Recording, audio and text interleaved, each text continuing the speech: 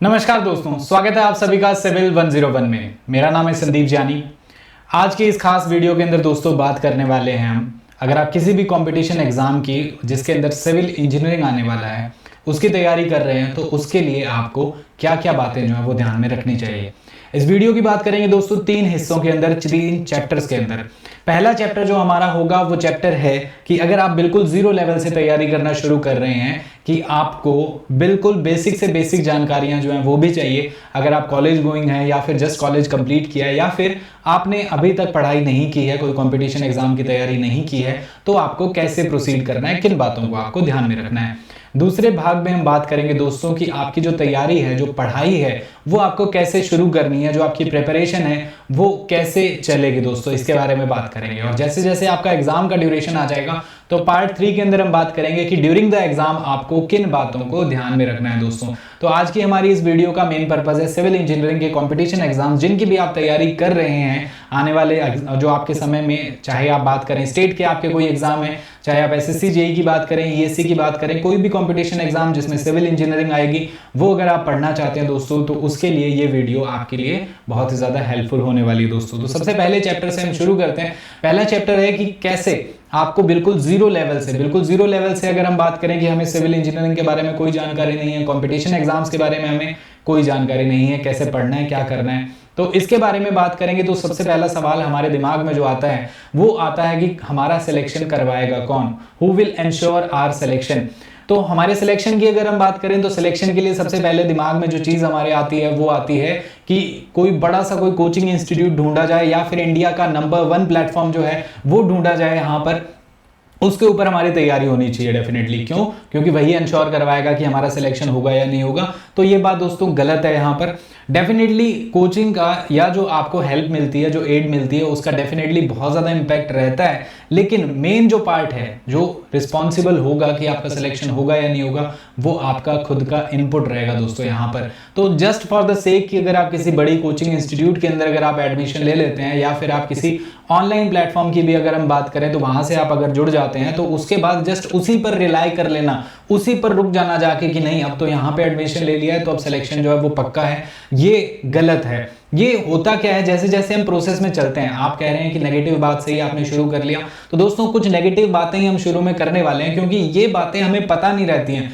जब हम किसी प्रोसेस के अंदर जाके एंटर हो जाते हैं, जब हम ऑनलाइन लर्निंग या फिर अगर ऑफलाइन लर्निंग की बात करें, कोचिंग का जो प्रोसेस है उसके अंदर अगर हम एंटर हो जाते हैं तो वहां पे जाके आपको तरह तरह की, डेफिनेटली बुरा तो खुद को कोई भी नहीं बताएगा, तो जहां भी आप जाएंगे वो इंडिया का नंबर 1 जगह ही होगा, चाहे ऑफलाइन में जाएं चाहे ऑनलाइन में आप जाएं। यहाँ पर तो यही देखने को मिलेगा, एक कैची सी टैगलाइन होगी, कैची सी वर्ड्स होंगे वहां पर, तो वो आपको कहेंगे this is India's number 1 platform या फिर ये सारी चीजें हैं जैसे।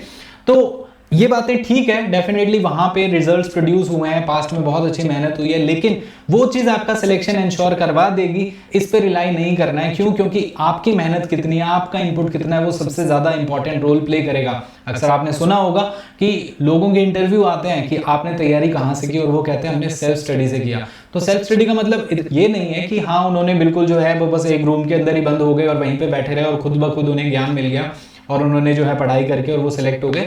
वो इन्फॉर्मेशन तो हर जगह से लेते ही हैं कि क्या पढ़ना है, कहाँ से पढ़ना है, कितना पढ़ना है, वो बेसिक गाइडलाइंस लेते हैं, लेकिन उनका मेन जो फोकस होता है, मेन टारगेट जो उनका होता है, वो टारगेट होता है कि हाँ मुझे कितना आया, कितना सिलेबस मेरा कवर हुआ, कितनी प्रैक्टिस मेरी हो गई, कितना मेरा रिवीजन हो गया, कितनी बार रिवाइज हो गया। तो इन सारी चीजों पे ज्यादा फोकस रखना है, ठीक है। सो ये पहला फैक्ट है, पहला इंपॉर्टेंट पॉइंट है जहां से हम कंफ्यूज हो जाते हैं, डाइवर्ट हो जाते हैं, या हम किसी और के ऊपर हमारा जो सिलेक्शन है उसकी रिस्पॉन्सिबिलिटी सामने वाले के हाथ में दे देते हैं कि जी आपके यहाँ हमने एडमिशन ले लिया, अब आप जानो, आपका काम जाने। तो ऐसा नहीं करना है, अपनी रिस्पॉन्सिबिलिटी मान के आपको पढ़ाई जो है वो करनी है।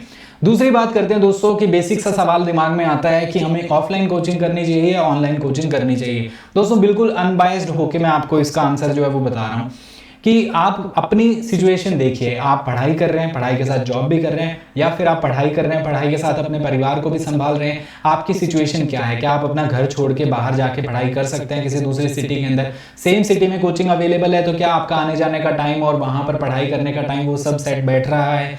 क्या आपको लगता है कि आपके लिए ऑफलाइन ज़्यादा बेटर है। हर किसी का एक जो है फीलिंग होती है और वो सबसे ज़्यादा इंपॉर्टेंट होती है एग्जाम को क्लियर करवाने में। जब तक आप खुद से सेटिस्फाइड नहीं है कि मैंने जो पाथ चूज किया वो सही है या नहीं है। देखो दोनों ऑप्शन ही बेस्ट हैं, दोनों ऑप्शन ही अच्छे हैं अपने आप में, दोनों के अपने अपने फायदे हैं, दोनों के अपने अपने छोटे मोटे ड्रॉबैक्स हैं। लेकिन आप जो है आपको क्योंकि तैयारी करनी है तो आप बाद में डाउट में नहीं रहने चाहिए। जब आपका प्रोसेस शुरू हो चुका है तब बाद में उसके बाद में आप डाउट में नहीं रहने चाहिए कि यार मुझे तो ये करना चाहिए था, ऑफलाइन में जाना था ऑनलाइन में आ गया, ऑनलाइन में जाना था ऑफलाइन में आ गया, मैं तो ऑफलाइन में ज़्यादा टाइम वेस्ट हो रहा है, आने जाने में टाइम वेस्ट हो रहा है, सिलेबस धीरे हो रहा है या जो भी चीज़ें हैं। और उसी तरीके से आप ऑफलाइन में आएंगे तो ऑफलाइन में भी हो सकता है आपको कुछ फ्लॉस जो है यहाँ पर नजर आ जाए।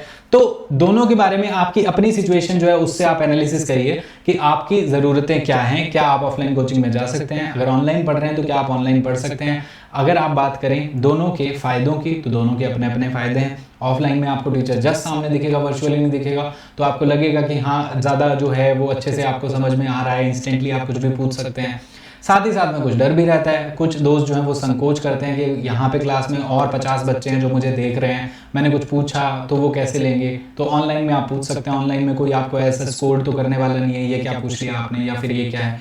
तो एनी हाउ दोनों के प्लस माइनस जो है अपने अपने रहते हैं। तो आपको डिसाइड करना है अपनी सिचुएशन के अकॉर्डिंग कि आपके लिए कौन सा बेहतर है। दोनों के फायदे अपने अपने हैं। ऑनलाइन के अंदर आपके पास जो रिकॉर्डेड वीडियोस हैं वो रहती है, किसी टाइम पर अगर आप क्लास अटेंड नहीं कर पाए, बीमार हो गए, अगर आप लेट भी हो गए तो आप बाद में उस वीडियोस को देख सकते हैं। आपके पास कंटेंट जो है वो सारा अवेलेबल रहता है, एज इट इज़ क्लास का एक्सपीरियंस एज इट इज़ आपके पास मिल जाएगा दोबारा उस वीडियो के अंदर। तो दोनों को आप कंपेयर कर लीजिए, आपकी स्थिति क्या है उसके अकॉर्डिंग आप देख लीजिए। इससे रिलेटेड एक दो और डाउट्स हैं उनको बात करेंगे हम लास्ट में, दूसरे पॉइंट्स के साथ इनको कैलकुलेट करेंगे, जहां पर आपको हल्का फुल्का एक जो वो वहम होता है कि यार अगर मैं वहां जाता तो क्या होता, वहां जाता तो क्या होता, उसके बारे में भी लास्ट में दोस्तों बात करेंगे।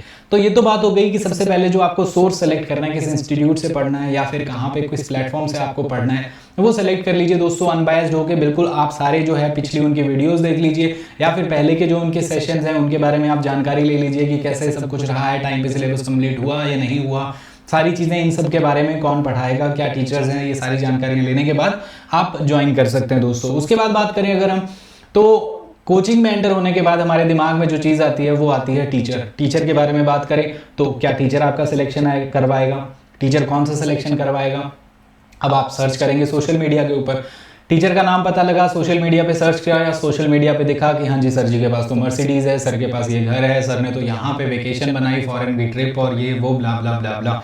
तो हम उन चीज़ों के इम्पैक्ट में ही रहते हैं, चाहे हम ऑफलाइन में जाएं चाहे हम ऑनलाइन में जाएं। ऑफलाइन में भी जाएं तो अक्सर मुझे याद है कि जो दोस्त हैं उस जिस टाइम में अगर मैं बात करूं 12th के बाद में बात करूं तो 12th के बाद भी जो कोचिंग्स वगैरह में अगर डिस्कशन होते थे वो कैसे डिस्कशन होते थे कि हाँ सर के पास कौन सी गाड़ी है, सर का पैकेज कितना है, पर क्लास ये कितना चार्ज करते हैं एंड ब्ला ब्ला ब्ला ब्ला। तो हम टीचर का जो वो वाला ऑरा होता है या जो उनकी लाइफ है उसके बारे में हम ज़्यादा इन्फ्लुएंस रहते हैं रादर देन हमारे काम में चीज़ जो है वो क्या आने वाली है यहाँ पर। तो आपका जो मेन फोकस होना चाहिए, ठीक है टीचर की रिस्पेक्ट भी करनी है, सब कुछ करना है, चाहे आप कहीं भी पढ़ रहे हैं ऑफलाइन में ऑनलाइन में, सारी चीज़ें रहनी चाहिए। लेकिन हमें जो चीज़ जिस चीज़ से फ़र्क पड़ना चाहिए वो किस चीज़ से फ़र्क पड़ना चाहिए, हमारा जो करंट बैच चल रहा है, हमारा जो करंट टॉपिक चल रहा है, हमारी जो क्लास चल रही है वो कैसे जाएगी। पास्ट में बहुत अच्छे बैचेस गए, फॉर एग्जाम्पल बॉलीवुड की बात कर लीजिए आप, अगर बॉलीवुड में जो भी आपको एक्टर पसंद है उन्होंने पास्ट में बहुत अच्छी अच्छी मूवीज दी तो आप उनकी तारीफ कर रहे हैं। लेकिन आज अगर 400 रुपए खर्च करके आप किसी थिएटर में बैठे और उस मूवी के लिए उस एक्टर ने कोई मेहनत नहीं की तो आपका रिएक्शन क्या होगा आप खुद से पूछ लीजिए। सिमिलर वे में एजुकेशन के अंदर है दोस्तों, जिस बैच के अंदर आप बैठे हैं वहां पे वो बैच कैसा गया, क्योंकि आपके पास ऐसा तो है नहीं कि आप बार बार बैठे हैं या फिर आप सालों साल लगे हुए हैं सिर्फ वही चीज़ दोबारा पढ़ने के लिए, ऐसा तो पॉसिबल है नहीं। तो आप जिस बैच के अंदर बैठे हैं वहां पे आपको 100% मिलना चाहिए, तभी आपका फायदा है। बाकी चीज़ों से, बाकी जो दिखावा होता है, क्योंकि ऑब्वियसली दोस्तों सोशल मीडिया के ऊपर आप सभी को पता है कि जो चीज़ें एक्चुअल में एग्जिस्ट भी नहीं करती वो भी आपको देखने को मिलेंगी और आपको रियलिटी में पता भी नहीं लगता है, ठीक है। This is the harsh truth. चाहे आप सोशल मीडिया इन्फ्लुएंसर्स की बात कर लीजिए, चाहे आप आजकल की एजुकेशन इंडस्ट्री की भी बात कर लीजिए, जो चीज़ें एग्जिस्ट नहीं करती वो भी वहां पर शो ऑफ कर दी जाती हैं just to attract, just to allure more students. तो इन सब चक्करों में ना पड़े, सिर्फ और सिर्फ जो आपका काम है, जो आपका कंटेंट है उसके ऊपर आपको जाना है दोस्तों।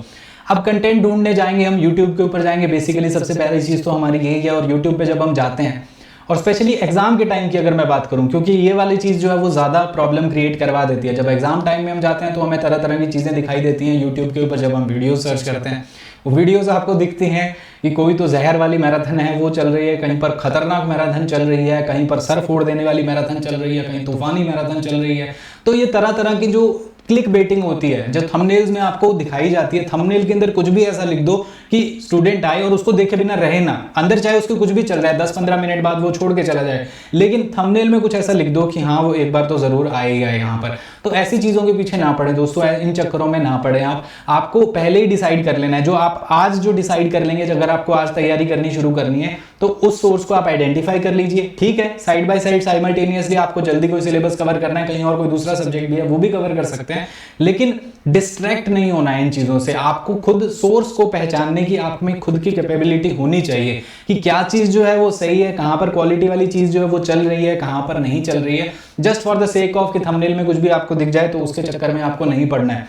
बहुत सारे दोस्त जब शुरू में तैयारी करना शुरू करते हैं इन द वेरी बिगिनिंग, तो वहां पर बात आती है दोस्तों बुक्स की, कि बुक्स कौन सी ली जाए। अब मार्केट में जाएंगे, बुक्स में जाएंगे, तो जहां पर भी जिस भी बुक शॉप पर आप पहुंच गए वहां पर आप पूछेंगे जाके जी सिविल की कौन सी बुक अच्छी है, तो एक दो ठीक है अच्छी बुक्स होंगी, लेकिन इसके अलावा जो भी उस सेलर के पास, जो भी उनके वेंडर्स होंगे, जो भी उनके पास बुक्स आ रही होंगी, वो उन्हीं को रिकमेंड करेंगे डेफिनेटली कि ये वाली ले लो, ये वाली ले जाओ, ये वाली ले जाओ, बेस्ट है यहाँ पर। ऐसे चक्कर में हम कभी कभी गलत किताबें भी उठा लाते हैं जिनमें क्वेश्चंस ही गलत होते हैं। कई बार हम बहुत सारी उठा लाते हैं, तो स्टार्टिंग में तो क्या करते हैं, हमारे पास ये होता है ये बुक ले लो, ये बुक ले लो, ये बुक ले लो। फॉर एग्जांपल आपने 2 बुक ले ली, कोई भी ले ली, आपने गुप्ता जी की ले ली, शर्मा जी की ले ली, शुक्ला जी की ले ली, मैटर नहीं करता, आपने कोई भी 2 बुक ले आए आप यहाँ पर। अब उन्हीं 2 बुक को सॉल्व करना शुरू किया और पता लगा कि यहाँ शुरू के 2 पेज, 4 पेज, 10 पेज हुए, उसके बाद कुछ क्वेश्चन मुश्किल लगने लगे, कुछ क्वेश्चन ऐसे दिख गए जो कि गलत थे, आंसर जिनका गलत दे रखा है आपके पकड़ में आ गया, आप डिमोरलाइज हो गए कि यार इस बुक में तो गलतियां ही गलतियां हैं, तो वो आपके कोई काम भी नहीं आई यहाँ पर।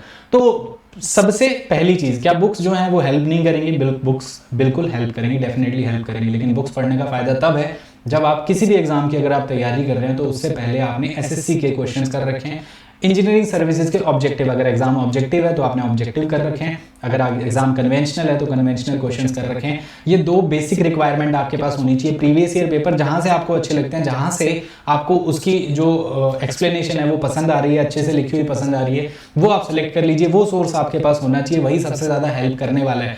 अगर वो आप कर चुके हैं, एसएससी के और ईएससी के प्रीवियस ईयर क्वेश्चन अगर आप कर चुके हैं और उसके बाद उनको रिपीट भी कर चुके हैं, उनको रिवाइज कर चुके हैं अच्छे से, जो क्वेश्चन पहली बार में, दूसरी बार में नहीं हुए, तीसरी बार में अच्छे से आपने समझ लिया कि उसमें आपने क्या गलतियां की, जब इतना हो जाए उसके बाद आप जा सकते हैं कि आपको जो बुक दिखती है कि हाँ ये बुक जो है वो भी कर लूं, मैं ये बुक भी कर लूं, तो पहले क्वेश्चंस की तरफ, क्योंकि अब वो पैटर्न नहीं रहा है कि पुराने जमाने की जो पहले की बुक्स थी उनमें एज इट इज आपको क्वेश्चंस दिख रहे हैं। क्वेश्चंस डेफिनेटली रिपीट होते हैं, लेकिन क्वेश्चन जो रिपीट होते हैं वो एसएससी और इंजीनियरिंग सर्विसेज के रिपीट होते हैं, तो पहले उन पे फोकस किया जाए। चाहे आप स्टेट के एग्जाम देना, चाहे आप एसएससी का देना, चाहे आप ईएससी की भी देंगे, तो भी आपको बहुत सारे क्वेश्चन जो है, डेटा अलग होगा लेकिन कॉन्सेप्ट जो है वो सेम आपको वहां पर देखने को मिलेगा, तो पहली प्रेफरेंस आपको उनको देनी चाहिए। तो इन सारी चीजों को देखें, चाहे आप कोई इंस्टीट्यूट की बात कर रहे हैं, चाहे आप टीचर की बात कर रहे हैं, चाहे आप बुक्स की बात कर रहे हैं, तो क्या वो कोई पर्टिकुलर एक सोर्स जो है वही ये डिसाइड कर सकता है क्या कि ये चीज आपका सिलेक्शन करवाएगा? ऐसा बिल्कुल नहीं है दोस्तों। सबसे पहली चीज जो रिस्पॉन्सिबिलिटी लेके चलनी है,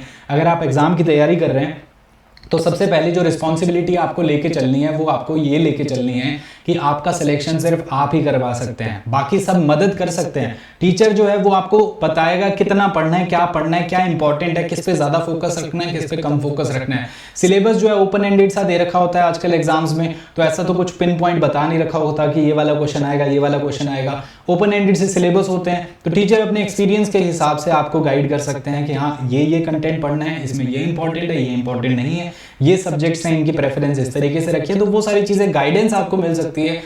कोचिंग जो है वो आपको अच्छा कंटेंट जो है वो प्रोवाइड कर सकती है, लेकिन सिर्फ वही चीज सफिशिएंट है क्या? बिल्कुल नहीं। सिलेक्शन जो है वो आपके हैंड पे होगा। जो रिस्पॉन्सिबिलिटी रहनी चाहिए वो आपके खुद के हैंड पे रहनी चाहिए। तो टाइम टू टाइम अपने आप को आपको एनालाइज करना है कि कितना मैंने पढ़ लिया, कितना मेरा बचा हुआ है, कितनी बार मैंने रिवाइज किया। जस्ट आपको सामने वाले के ऊपर अपनी जिम्मेदारी जो है वो नहीं डाल देनी। अक्सर घर में ऐसा होता है हमारे यहाँ घर में कह लीजिए, आपके आसपास में आपको दिखता है, जब भी कोई प्रॉब्लम आती है, कोई रिस्पॉन्सिबिलिटी आती है, तो हम कहते हैं कि छोड़ो वो कर लेंगे। घर में अगर कोई छोटा मोटा काम है तो आपको लगेगा आपका बड़ा भाई कर लेगा, बड़े भाई को लगेगा कि पापा कर लेंगे, पापा को लगेगा कि 2 बच्चे हैं घर पे वो कर लेंगे। तो एक दूसरे के ऊपर रिस्पॉन्सिबिलिटी चली जाती है, तो वो काम जो है वो अच्छे से हो नहीं पाता है। तो आपका काम है, आपका सिलेक्शन है, आपको एग्जाम देना है, तो रिस्पॉन्सिबिलिटी जो रखें वो अपने एंड पे रखें, अपने हाथ में रखें, तो उसी से जो आपका फायदा होने वाला है। तो ओवरऑल कंक्लूड अगर हम करें इस फर्स्ट चैप्टर को, अगर हम देखें तो आपको करनी है पढ़ाई, पढ़ना है क्लास से, रिवाइज करना है मैक्सिमम से मैक्सिमम, प्रैक्टिस करनी है मैक्सिमम से मैक्सिमम। इसके लिए बोलने की जरूरत ही नहीं है कि जितना आप पढ़ें उसको ज्यादा से ज्यादा रिवाइज करो, ज्यादा से ज्यादा प्रैक्टिस करो। एक बेसिक सा रूल है, रीड लेस रिवाइज मोर। जो पढ़ लिया, जितना बता दिया गया, टीचर ने बताया कि हाँ ये चीजें पढ़नी है, बस उसको मैक्सिमम से मैक्सिमम रिवाइज करो। पीएचडी करने की जरूरत नहीं होती है हर एग्जाम के अंदर, जो चीजें इंपॉर्टेंट है उनको आपको क्या करना है, रिवाइज ज्यादा करना है।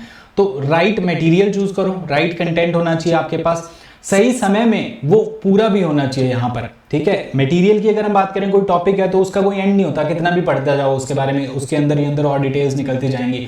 तो right material within right boundary और within right time frame भी वो कंप्लीट हो जाना चाहिए। ऐसे नहीं है कि हाँ एक एक जो अगर कोई बुक है या अगर बात करें एक एक अगर आप सब्जेक्ट ले लें तो वो 4-4 महीने चल रहा है, ऐसे नहीं होना चाहिए। राइट मटेरियल हो, राइट बाउंड्रीज के अंदर लिमिटेड मटेरियल हो और राइट टाइम में वो कंप्लीट हो जाए, चाहे आप पढ़ रहे हैं चाहे आप रिवाइज कर रहे हैं, दोनों के लिए ये वैलिड रहेगा यहाँ पर। तो अगर इतना कर लेंगे तो फर्स्ट स्टेज जो आपकी है वो डेफिनेटली यहाँ पर क्लियर हो जाएगी, ठीक है। उसके बाद बात करते हैं दोस्तों सेकंड चैप्टर की। दूसरे चैप्टर पे अगर हम आएंगे दोस्तों, तो सेकंड चैप्टर जो है कि प्रिपरेशन कैसे शुरू करेंगे। ये तो बिल्कुल बेसिक बातें हो गई कि क्या हमारे दिमाग में रहना चाहिए जब हम किसी कंपटीशन एग्जाम की तैयारी शुरू कर रहे हैं, या उस प्रोसेस के दौरान बेसिक बेसिक चीजें जो हमारे दिमाग में होनी चाहिए उनके बारे में बात करेंगे। अब बात करते हैं दोस्तों की प्रिपरेशन जब आपकी शुरू हो रही है तो सिविल इंजीनियरिंग पे आ जाते हैं हम। यहाँ पर बुक्स वगैरह की बात भी कर लेंगे दोस्तों, लेकिन बुक्स वगैरह की बात जो है तब करेंगे, मैं आपको फिर भी बोल चुका हूँ पहले भी। पहले एसएससी के क्वेश्चन कर लीजिए, ईएससी के क्वेश्चंस कर लीजिए, फिर उसके बाद अगर आपको लगता है कि आप कम से कम 2 बार एसएससी के क्वेश्चन कर चुके हैं, कम से कम 3 बार ईएससी के क्वेश्चन कर चुके हैं, जो डाउटफुल क्वेश्चन थे जो पहली बार में आपसे नहीं हुए उनको अब आप अच्छे से सॉल्व कर सकते हैं, अगर इतना आपसे हो जाए उसके बाद आप प्लीज मुझे बता दीजिएगा कि अब बुक्स आप रिकमेंड कर दो, तो मैं डेफिनेटली आपको बुक्स बता दूंगा। लेकिन उससे पहले इन चीजों को आप कवर अप करिए। यहाँ पर बात आती है दोस्तों कि सिविल इंजीनियरिंग की अगर हम तैयारी कर रहे हैं तो सब्जेक्ट्स के बारे में हमें जानना है यहाँ पर कि कौन से ऐसे सब्जेक्ट्स हैं जिन्हें हम कैसे पढ़ें, कैसे सब्जेक्ट्स को पढ़ना है, सब्जेक्ट्स का सीक्वेंस जो है वो सब्जेक्ट्स का सीक्वेंस क्या रहेगा। तो पहली चीज आती है कि पास्ट ईयर के पेपर्स को एनालिसिस किया जाए, कौन सा सब्जेक्ट ऐसा है जो ज्यादा इंपॉर्टेंट है, किसका वेटेज ज्यादा है, किसका वेटेज कम है। इनकी अगर हम बात करें दोस्तों तो ये अभी नहीं करना चाहिए। क्यों नहीं करना चाहिए? क्योंकि आप 2018, 2019, 2020 चाहे तीनों चारों साल के अंदर जो पिछले 3 to 4 ईयर्स हैं उनके पेपर्स देखिए, चाहे आप एसएससी का देख लीजिए, चाहे आप इंजीनियरिंग सर्विसेज का देख लीजिए, अब सबके सवाल जो हैं वो लगभग हर सब्जेक्ट से आते हैं, हर सब्जेक्ट से लगभग क्वेश्चन जो है आपके पिकअप किए जाते हैं। तो अभी से आप स्टार्टिंग से जब आप तैयारी कर रहे हैं तभी से आप डिसाइड करके मत बैठ जाइए कि ये 3 सब्जेक्ट तो मुझे छोड़ने ही छोड़ने, ये 3 सब्जेक्ट है जिसपे 70% ऑफ द टाइम देना है, बाकी 30% बच गया वो बाकी सब्जेक्ट्स को दे देंगे एंड सो। तो ऐसे सारी चीजें जो है वो आपको नहीं करनी है। मैंने एक आपको यहाँ पर सीक्वेंस प्रोवाइड कर रखा है, यहाँ पर आप देख सकते हैं, लेकिन ये हार्ड एंड फास्ट रूल नहीं है, आपका अपना तरीका अलग हो सकता है, बिल्कुल बेस्ड ऑन द एक्सपीरियंस कि क्या चीजें ज्यादा सूटेबल रहती हैं बच्चों को, जो प्रॉब्लम आती है, जो अक्सर जो हमें फीडबैक्स मिलते हैं उनके अकॉर्डिंग अगर हम देखें दोस्तों, तो ये आपको यहाँ पर एक सीक्वेंस दिखाई दे रखा है। आप इसको फॉलो करना चाहें आप इसे फॉलो कर लीजिए, आपको अपना कोई खुद का ज्यादा सूट करता है वो आप फॉलो कर सकते हैं। तो दोस्तों यहाँ पे आपको सब्जेक्ट्स दिखाई दे रहे हैं, बिल्डिंग मटेरियल्स और हाइड्रोलिक्स। मैंने एक सब्जेक्ट लेफ्ट साइड में, राइट साइड में एक सब्जेक्ट जो है वो थ्योरेटिकल है या फिर जिनमें न्यूमेरिकल पोर्शन जो है वो बहुत कम है, और दूसरा पोर्शन जिसमें न्यूमेरिकल पोर्शन, डेरिवेशंस हो गई, या फिर आप ये कह लीजिए कि ब्रेन की जो एक्सरसाइज है वो अच्छी खासी होती है, क्योंकि कॉन्सेप्ट के साथ न्यूमेरिकल भी और क्वेश्चंस भी आपसे पूछे जाते हैं वहां पर। तो एक थ्योरेटिकल एक न्यूमेरिक पोर्शन वाला सब्जेक्ट जो है, ऐसे साथ साथ में आप पेयर बना सकते हैं जिससे कि आप बोर ना हो। कई बार ये होता है कि थ्योरेटिकल पढ़ रहे हैं तो धीरे धीरे आपको नींद आने लगती है, ब्रेन जो है वो इनएक्टिव हो जाता है, ब्रेन की कोई एक्सरसाइज नहीं हो रही, आप कोई क्वेश्चन नहीं कर रहे, आप कोई कॉन्सेप्ट के बारे में सोच नहीं रहे किसी चीज को कि कैसे हो रही है ये, क्योंकि थ्योरी है, सीमेंट है, अगर सीमेंट का मैन्युफैक्चरिंग का प्रोसेस ऐसा होता है, सीमेंट के अंदर बोगस कंपाउंड ये होते हैं, ऐसी रिएक्शन होती है, तो वो तो बिल्कुल बेसिक है ही है, उसके अंदर कोई ऐसे ब्रेन की एक्सरसाइज नहीं हुई। इसी की जगह अगर आप बात करें फ्लूइड मैकेनिक्स है, फ्लूइड मैकेनिक्स में स्ट्रेस जो है वो फ्लूइड के ऊपर कैसे लग रहा है, सरफेस टेंशन कैसे लग रही है, तो आप सोचते हैं उसके बारे में तो आपको नींद नहीं आती है। तो आप एक सब्जेक्ट जो है वो थ्योरेटिकल लेके चल सकते हैं, एक सब्जेक्ट जो है वो न्यूमेरिकल लेके चल सकते हैं। पेयर्स के अकॉर्डिंग मैंने यहाँ पर बना रखे हैं, आप इन्हें देख सकते हैं। बिल्डिंग मटेरियल और हाइड्रोलिक्स आप एक साथ पढ़ सकते हैं। इनके अंदर इस सीक्वेंस का भी ध्यान रखा गया है कि कौन सा सब्जेक्ट पहले पढ़ना है, कौन सा बाद में पढ़ना है। फॉर एग्जाम्पल कि अगर आपको आरसीसी पढ़ना है तो आरसीसी से पहले आप कंक्रीट टेक्नोलॉजी पढ़ लीजिए, क्योंकि आरसीसी के अंदर डेफिनेटली कंक्रीट जो है उसकी बहुत सारी चीजें जो है वो यूज में आने वाली है। यहाँ पर अगर आप सॉइल मैकेनिक्स की बात करें, इरिगेशन की बात करें, तो वहां पर सॉइल मॉइस्चर जो है रिलेशनशिप दोनों के अंदर ही आएंगे, तो दोनों में कहीं ना कहीं चीजें जो है वो कुछ कुछ रिलेट जो है वो हो सकती हैं यहाँ पर। तो इनको आप बिल्डिंग मटेरियल्स और हाइड्रोलिक्स जो है इनको साथ में पढ़ सकते हैं। अगर आपने हाइड्रोलिक्स पहले पढ़ लिया तो एनवायरमेंट इंजीनियरिंग में आगे जाके आप जब सीवर्स के डिजाइन की आप बात करेंगे या वाटर जो है वो सप्लाई हो रहा है उसकी बात करेंगे वहां पर, तो कहीं ना कहीं उसके प्रिंसिपल जो है वो यूज में आ जाएंगे। तो बिल्डिंग मटेरियल्स हाइड्रोलिक्स आप साथ में पढ़ सकते हैं, सर्वेइंग स्ट्रेंथ ऑफ मटेरियल आप पढ़ सकते हैं साथ में। उसके बाद कंक्रीट टेक्नोलॉजी और आरसीसी जो है ये आप एक साथ रन कर सकते हैं। इनको आप एस्टिमेशन, कॉस्टिंग एंड वैल्यूएशन और स्टील डिजाइन जो है इन दोनों को आप पढ़ सकते हैं। स्टील और आरसीसी को कोशिश करें शुरुआती दौर में ही आप पढ़ लें, क्योंकि इनके अंदर कोडल प्रोविजन होते हैं। कोडल प्रोविजन जो है वो आपको याद होने ही चाहिए, डायरेक्ट क्वेश्चंस उनसे आते हैं। तो जितना लास्ट में जाके इनको पढ़ेंगे उतना ही कम याद हो रहेंगे ये आपको। जितना स्टार्टिंग में पढ़ लेंगे, जितना बाद में इनको रिवाइज करते जाएंगे, उतना ही बेहतर आपके लिए रहेगा। इरिगेशन, सॉइल मैकेनिक्स डेफिनेटली बहुत इंपॉर्टेंट रहता है। और सॉइल मैकेनिक्स की अगर हम बात करें दोस्तों, थोड़ा सा बड़ा सब्जेक्ट है, लेकिन आप इसे अगर कवर कर लेंगे तो बिल्कुल, अगर एक बार अच्छे से पढ़ लिया तो बाद में आपको कहीं कोई दिक्कत नहीं आएगी। एनवायरमेंट इंजीनियरिंग हो गया दोस्तों, थोड़ा थ्योरेटिकल है, डेफिनेटली इसके अंदर डेटा भी रहता है अच्छा खासा याद करने वाला। लेकिन ट्रांसपोर्टेशन इंजीनियरिंग की बात करें तो हाईवे से रिलेटेड पिन पॉइंट टॉपिक होते हैं, जहां से सवाल जो है आपसे पूछे जाएंगे, जहां से न्यूमेरिकल्स आपसे पूछे जाएंगे। और उसके बाद जो ट्रैफिक इंजीनियरिंग और रेलवे की बात करें तो लिमिटेड से टॉपिक इनसे रिलेटेड पूछते हैं आपसे। तो इनको इस तरीके से आप कैरी कर सकते हैं। आपका अपना कोई पैटर्न है तो आप वो भी आप फॉलो कर सकते हैं इनको पढ़ने के लिए, ठीक है। सो आई होप आपको समझ में आ गया होगा। अब बात आती है दोस्तों की जो थ्योरेटिकल सब्जेक्ट हैं और जो न्यूमेरिकल सब्जेक्ट हैं, इनको पढ़ने की अगर बात करें हम यहाँ पर कि थ्योरेटिकल सब्जेक्ट को कैसे पढ़ा जाए, न्यूमेरिकल जो सब्जेक्ट है उसको कैसे पढ़ा जाए। न्यूमेरिकल सब्जेक्ट पे आ जाते हैं जो कि बहुत आसान है। काफी सारे दोस्तों को ये मुश्किल लगता है लेकिन बहुत आसान है। एक बार क्लास देखिए, कॉन्सेप्ट देखिए, शॉर्ट नोट्स बनाइए, पहले पूरी क्लासेस देख लीजिए, उसके बाद नोट्स बनाइए। नोट्स बनाने में भी दिक्कत क्या होती है, नोट्स के ऊपर तो हम पूरी एक अलग से सेपरेट वीडियो ही करेंगे यहाँ पर, जिससे कि हमें क्या क्या चीजें ध्यान में रखनी है उनके बारे में बात करेंगे। लेकिन फिलहाल इतना समझ लीजिए कि नोट्स बनाने की अगर बात आती है तो नोट्स लास्ट में बनाएं। हम क्या होता है जब पढ़ना शुरू किया तभी से नोट्स बनाने शुरू कर दिए तो हर चीज ही इंपॉर्टेंट लगने लग जाती है। फिर हम शॉर्ट नोट्स बनाने बैठे थे, पता लगा वो पूरे के पूरे लॉन्ग नोट्स बन गए। तो ऐसा नहीं होना चाहिए, पूरे के पूरे पेजेस पे पेजेस भरे जा रहे हैं। पहले पूरे टॉपिक को पढ़ लीजिए, पूरे टॉपिक को समझ लीजिए, क्लास में जो क्वेश्चंस करवाए हैं उनको आप कर लीजिए, प्रीवियस ईयर क्वेश्चंस जो हैं उनको आप कर लीजिए। उसके बाद आपको अपने आप समझ आ जाएगा कि कौन सा फॉर्मूला ज्यादातर यूज हो रहा है, कहाँ से क्वेश्चन जो है वो बन रहे हैं, क्या चीज ज्यादा इंपॉर्टेंट है, कौन सी ऐसी चीज है जो आपको कम याद रह रही है, उनको शॉर्ट नोट्स में लिखें। तो न्यूमेरिकल सब्जेक्ट्स के लिए बेसिक सी चीज इतनी है। अगर कोई स्टेप्स वाले क्वेश्चन है आरसीसी में है, कोई डिजाइन वाले क्वेश्चन है तो उनके स्टेप्स को शॉर्ट नोट्स में लिख लीजिए। इंपॉर्टेंट फार्मूला है उनको नोट्स में लिख लीजिए, उनको 3-4 बार पढ़ लीजिए, बार बार पढ़िए, आज पढ़िए, कल पढ़िए, दोबारा पढ़िए, इस तरीके से। जब फॉर्मूले आपको अच्छे से याद हो जाएंगे ना तो आपको अपने आप मजा आने लग जाएगा न्यूमेरिकल सब्जेक्ट के अंदर, क्योंकि फॉर्मूला याद है, डेटा गिवन होगा, सॉल्व करेंगे, आंसर आएगा, अच्छा लगेगा आपको यहाँ पर। तो न्यूमेरिकल सब्जेक्ट्स के लिए तो बेसिक यही है, कॉन्सेप्ट समझना सबसे पहले क्लास के अंदर, दूसरी बात फिर खुद से जो क्लास के क्वेश्चंस हैं उनको आप करो और प्रीवियस ईयर कोई क्वेश्चंस हैं वो आप कर लीजिए। उसके बाद आप अगर शॉर्ट नोट्स के अंदर फॉर्मूले लिखेंगे, जो भी इंपॉर्टेंट है वो सारे वो लिख लीजिए। उसके बाद आपको न्यूमेरिक पोर्शन में दिक्कत नहीं आएगी, बशर्ते आप प्रैक्टिस उसकी अच्छी खासे से करें तो टाइम कम लगे आपको उसको सॉल्व करने में। उसके बाद बात करते हैं दोस्तों थ्योरेटिकल सब्जेक्ट की। तो थ्योरेटिकल सब्जेक्ट जो है वो सबसे बड़ी प्रॉब्लम क्रिएट कर देता है जब भी हम बात करते हैं थ्योरेटिकल सब्जेक्ट को पढ़ने के बाद शॉर्ट नोट्स बनाने की। शॉर्ट नोट्स बनाने में हमें लगता है ये भी लिख लें, ये भी लिख लें, ये भी लिख लें, ये भी लिख लें। तो थ्योरेटिकल सब्जेक्ट में कुछ नहीं करना, सबसे पहले तो आपको उसकी थ्योरी क्लास में जो समझाई जाती है वो आप समझ लीजिए। उसके बाद उसकी पीडीएफ डाउनलोड करने के बाद आप उसको रीड करिए, एक बार रीड कर लिए, दोबारा रीड कर लिया, आज रीड कर लिया आपने, फिर उसको छोड़ दीजिए, फिर 1-2 दिन बाद फिर रीड करिए आप उसको, या वीकेंड पे आप उसको रीड कर सकते हैं। जब आप रीड कर चुके हैं 2 से 3 बार तो उसके बाद आपको अपने आप पॉइंट्स पता लग जाएंगे कि कौन सा ऐसे फिलर मटेरियल है जो सिर्फ समझ के लिए था, कौन सी ऐसी चीज है जो आपको याद करने में आती है। जैसे सीमेंट के बारे में बात करेंगे तो सीमेंट के बारे में स्टार्टिंग में कहानियां चलेंगी, सीमेंट जो है इसका रोल क्या है, क्या कुछ है, ये सारी चीजें चलेगी। फिर सीमेंट के कॉन्स्टिट्यूएंट्स क्या हैं, इनका हर एक का रोल क्या क्या है, ये सारी चीजें करने के बाद बोगस कंपाउंड्स पढ़ लिया आपने, सीमेंट के ऊपर टेस्ट पढ़ लिए। जब ये चीजें 2 से 3 बार आप पढ़ चुके हैं उसके बाद आपको अपने आप ही पता लग जाएगा कि हाँ शॉर्ट नोट्स में क्या क्या चीजें लिखनी है। कॉन्स्टिट्यूएंट लिखो, इनके परसेंटेज लिखो और शॉर्ट में 1 या 2 वर्ड्स में इनके काम क्या है, क्या ये रोल प्ले करते हैं, वो आप लिख लो यहाँ पर। प्रीवियस ईयर क्वेश्चंस करो, तो क्वेश्चंस के थ्रू आपको अपने आप ही पता लग जाएगा कि हाँ कौन सा चीज़ जो है वो अक्सर पूछा जाता है, कौन सा ज़्यादा इंपॉर्टेंट है, उस पर फोकस करना है। सो 1 से 2 बार या 3 बार पढ़ने के बाद जो है आप उसके शॉर्ट नोट्स बनाना शुरू करेंगे तो आपको पता लगेगा कि आपके लिए क्या चीज़ इंपॉर्टेंट है, क्या चीज़ आपको याद नहीं रहती है।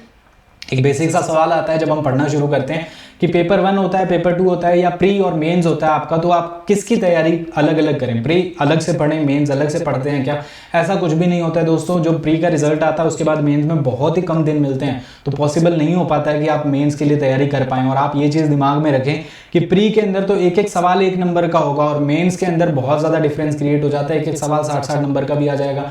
तो ऐसे केस में जो डिफरेंस क्रिएट करेगा, जो रैंकिंग के अंदर, जो डिपार्टमेंट के अंदर, या फिर आप सेलेक्ट होंगे डॉक्यूमेंट वेरिफिकेशन के बाद या नहीं होंगे, वो किससे इंश्योर होता है? वो मेंस से इंश्योर होता है। तो मेंस को पहले से ही स्ट्रॉन्ग करके चलें, जो इंपॉर्टेंट चीज़ें आपको बताई जाएं, क्लास में जो डेरिवेशन करवाया जाए। हाँ ठीक है, जब ऑब्जेक्टिव एग्जाम आए तो उनको मत पढ़ो। ऑब्जेक्टिव एग्जाम जब पास में आ रहा है, रिवीजन का जब टाइम आ रहा है, प्रैक्टिस करने का जब टाइम आ रहा है, तो मेंस वाली चीज़ें प्रैक्टिस मत करो, लेकिन क्लास के अंदर, क्लास के टाइम पे अलर्ट रहो कि हाँ क्या चीज़ें मेंस में पूछी जाती हैं, क्या चीज़ें सिर्फ ऑब्जेक्टिव पॉइंट ऑफ व्यू से पूछी जाती हैं। तो ये जो हमारे टेस्ट सेशंस होंगे, जो हमारे प्रैक्टिस सेशन होंगे, उनके थ्रू आपको पता लग जाएगा कौन सी चीज़ जो है वो ज़्यादा इंपॉर्टेंट है प्री के लिए, कौन सी चीज़ मेंस के लिए। लेकिन एक माइंड मेकअप करके रखना है, जो भी चीज़ें हम पढ़ रहे हैं वो हम प्री और मेंस दोनों के लिए ही पढ़ते हैं। और जब मेंस आता है तब हम जो मेंस के क्वेश्चन है उनकी ज़्यादा प्रैक्टिस करने लग जाते हैं, जब प्री आता है तो ऑब्जेक्टिव की ज़्यादा प्रैक्टिस करने लग जाते हैं।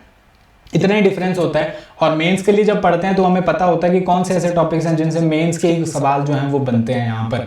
तो उसके बारे में भी बात करेंगे दोस्तों, कौन से टॉपिक्स जो हैं वो हमारे इंपॉर्टेंट है सिविल इंजीनियरिंग के अंदर, प्री पॉइंट ऑफ व्यू से, मेंस पॉइंट ऑफ व्यू से। और उसके लिए एक अलग से हम वीडियो रखेंगे, topics important for civil engineering. तो क्या क्या टॉपिक हैं जो आपको पढ़ने ही पढ़ने, आप सब उनको छोड़ ही नहीं सकते, उन टॉपिक्स को आपको छोड़ना ही नहीं है।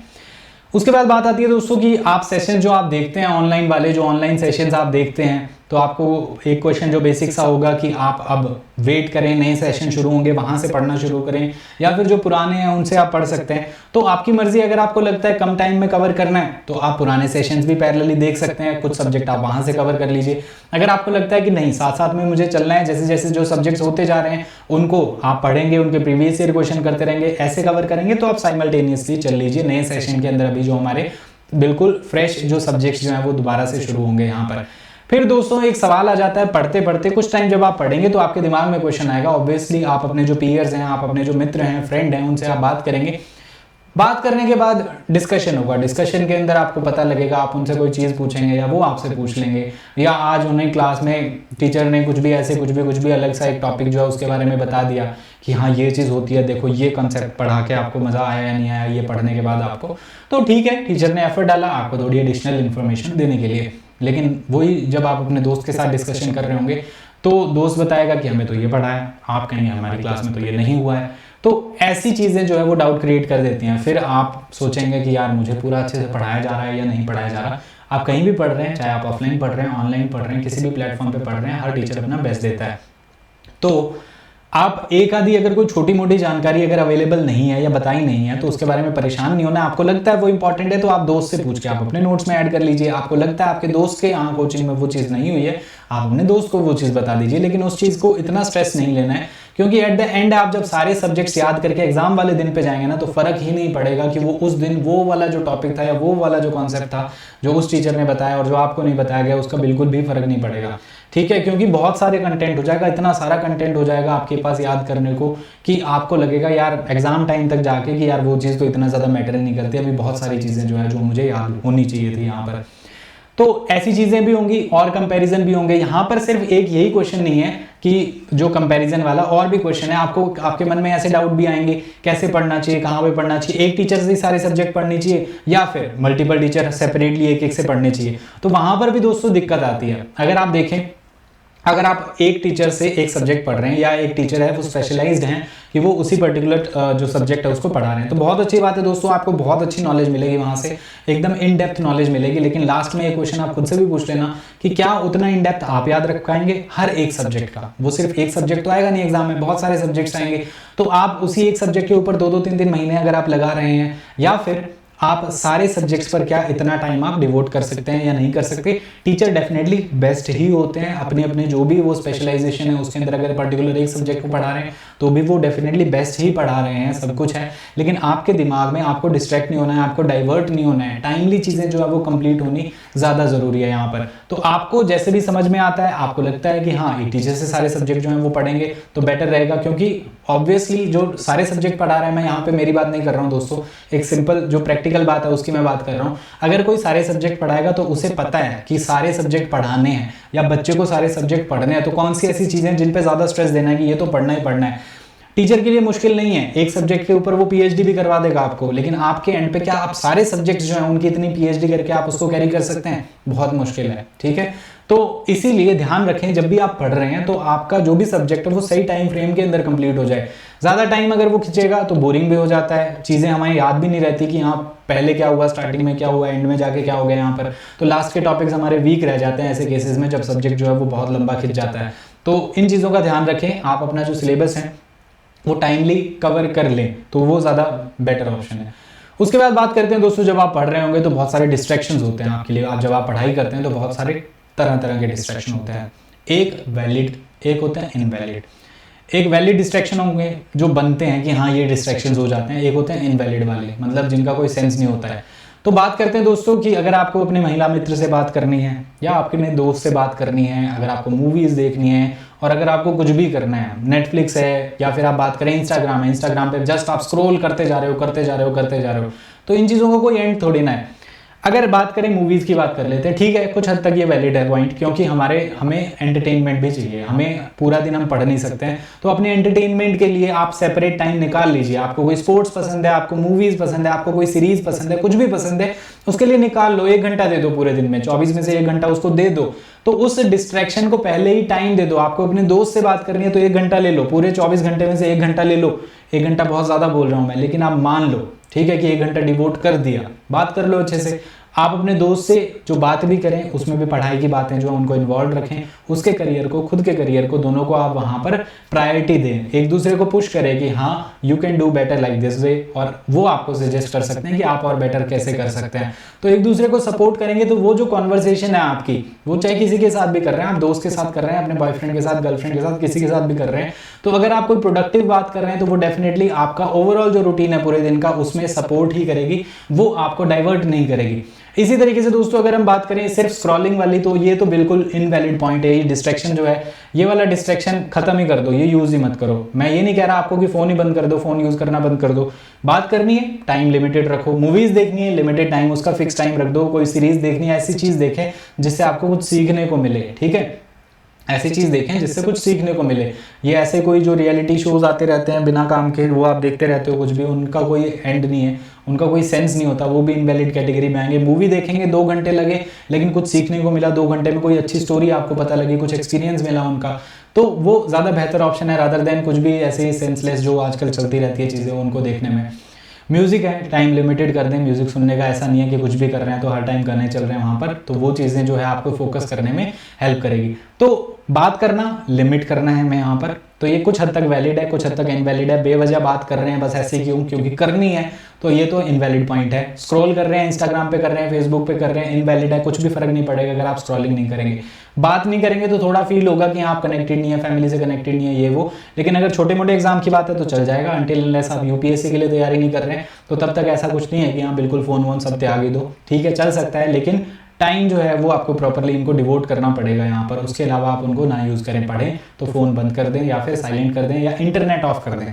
कुछ भी इमरजेंसी होगी तो फ़ोन आ जाएगा ना, घर वालों का कुछ भी होगा फ़ोन आ जाएगा, दोस्त को कुछ भी दिक्कत होगी वो फ़ोन कर लेगा, तो नेट ऑफ कर दें आप, अपना इंटरनेट ऑफ कर दें, तो आधा डिस्ट्रैक्शन जो फ़ोन वाला है वो वैसे ही खत्म हो जाएगा यहाँ पर। उसके बाद बात आती है दोस्तों कुछ और टाइप के डिस्ट्रैक्शंस भी होते हैं, जैसे कि अगर हम बात करें आप पढ़ रहे हैं, पढ़ते पढ़ते जो है वो नींद आ रही है, कंसंट्रेशन जो है वो नहीं बन रहा है, पढ़ते पढ़ते दीवार पे देख रहे हैं, पढ़ते पढ़ते सोच रहे हैं जब मेरी जॉब लग जाएगी तो ये करूंगा, जॉब लग जाएगी तो वो करूंगा, यहाँ घूमूंगा, वहाँ घूमूंगा, ऐसी शादी होगी, ये सारी चीज़ें, तो उनके बारे में नहीं सोचना है, इतना फ्यूचर प्लानिंग जो है वो नहीं करनी है आपको, ठीक है। प्रेजेंट में रहें तो खुश रहेंगे, एक्सपेक्टेशन अननेसेसरी नहीं बढ़ेगी।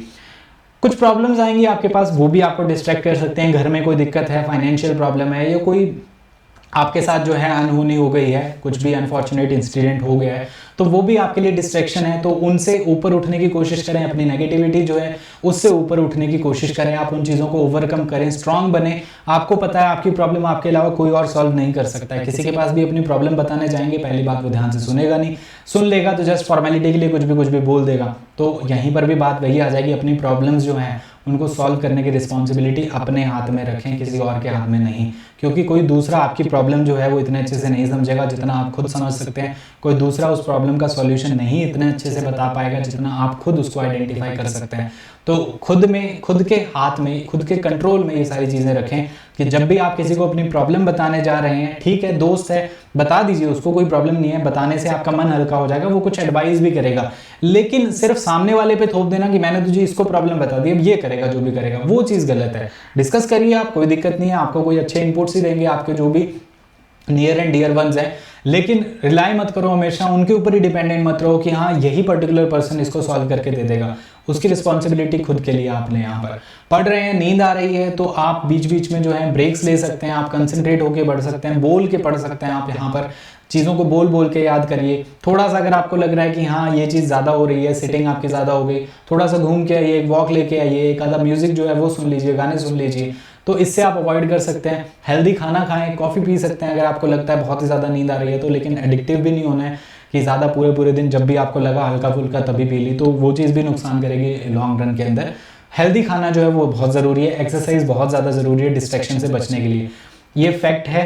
अगर आप ये सोचते हैं कि हाँ मुझे तो बाहर नहीं जाना है, मुझे तो बाहर घूमना नहीं है, मुझे तो जिम भी नहीं जाना है, या फिर आपको गेम पसंद है आपको तो मुझे तो ये गेम भी नहीं खेलना है, अगर आप ऐसा कुछ करते हैं तो आपका ओवरऑल टाइम ज़्यादा वेस्ट होगा, आप ज़्यादा सोचने में टाइम वेस्ट कर देंगे। आप बुक सामने रख के बैठे होंगे लेकिन आपका फोकस अच्छे से नहीं बन पाएगा। तो इसीलिए अपनी डिस्ट्रैक्शन जो है, डिस्ट्रैक्शन का मतलब क्या है, आपका मन जो है वो थोड़ा सा एंटरटेनमेंट चाह रहा है, आपका जो मन है वो थोड़ा सा एंटरटेनमेंट चाह रहा है, तो एंटरटेनमेंट कह लीजिए या फिर ये कह लीजिए कि उसको एक हेल्दी फूड चाहिए इन टर्म्स ऑफ एंटरटेनमेंट।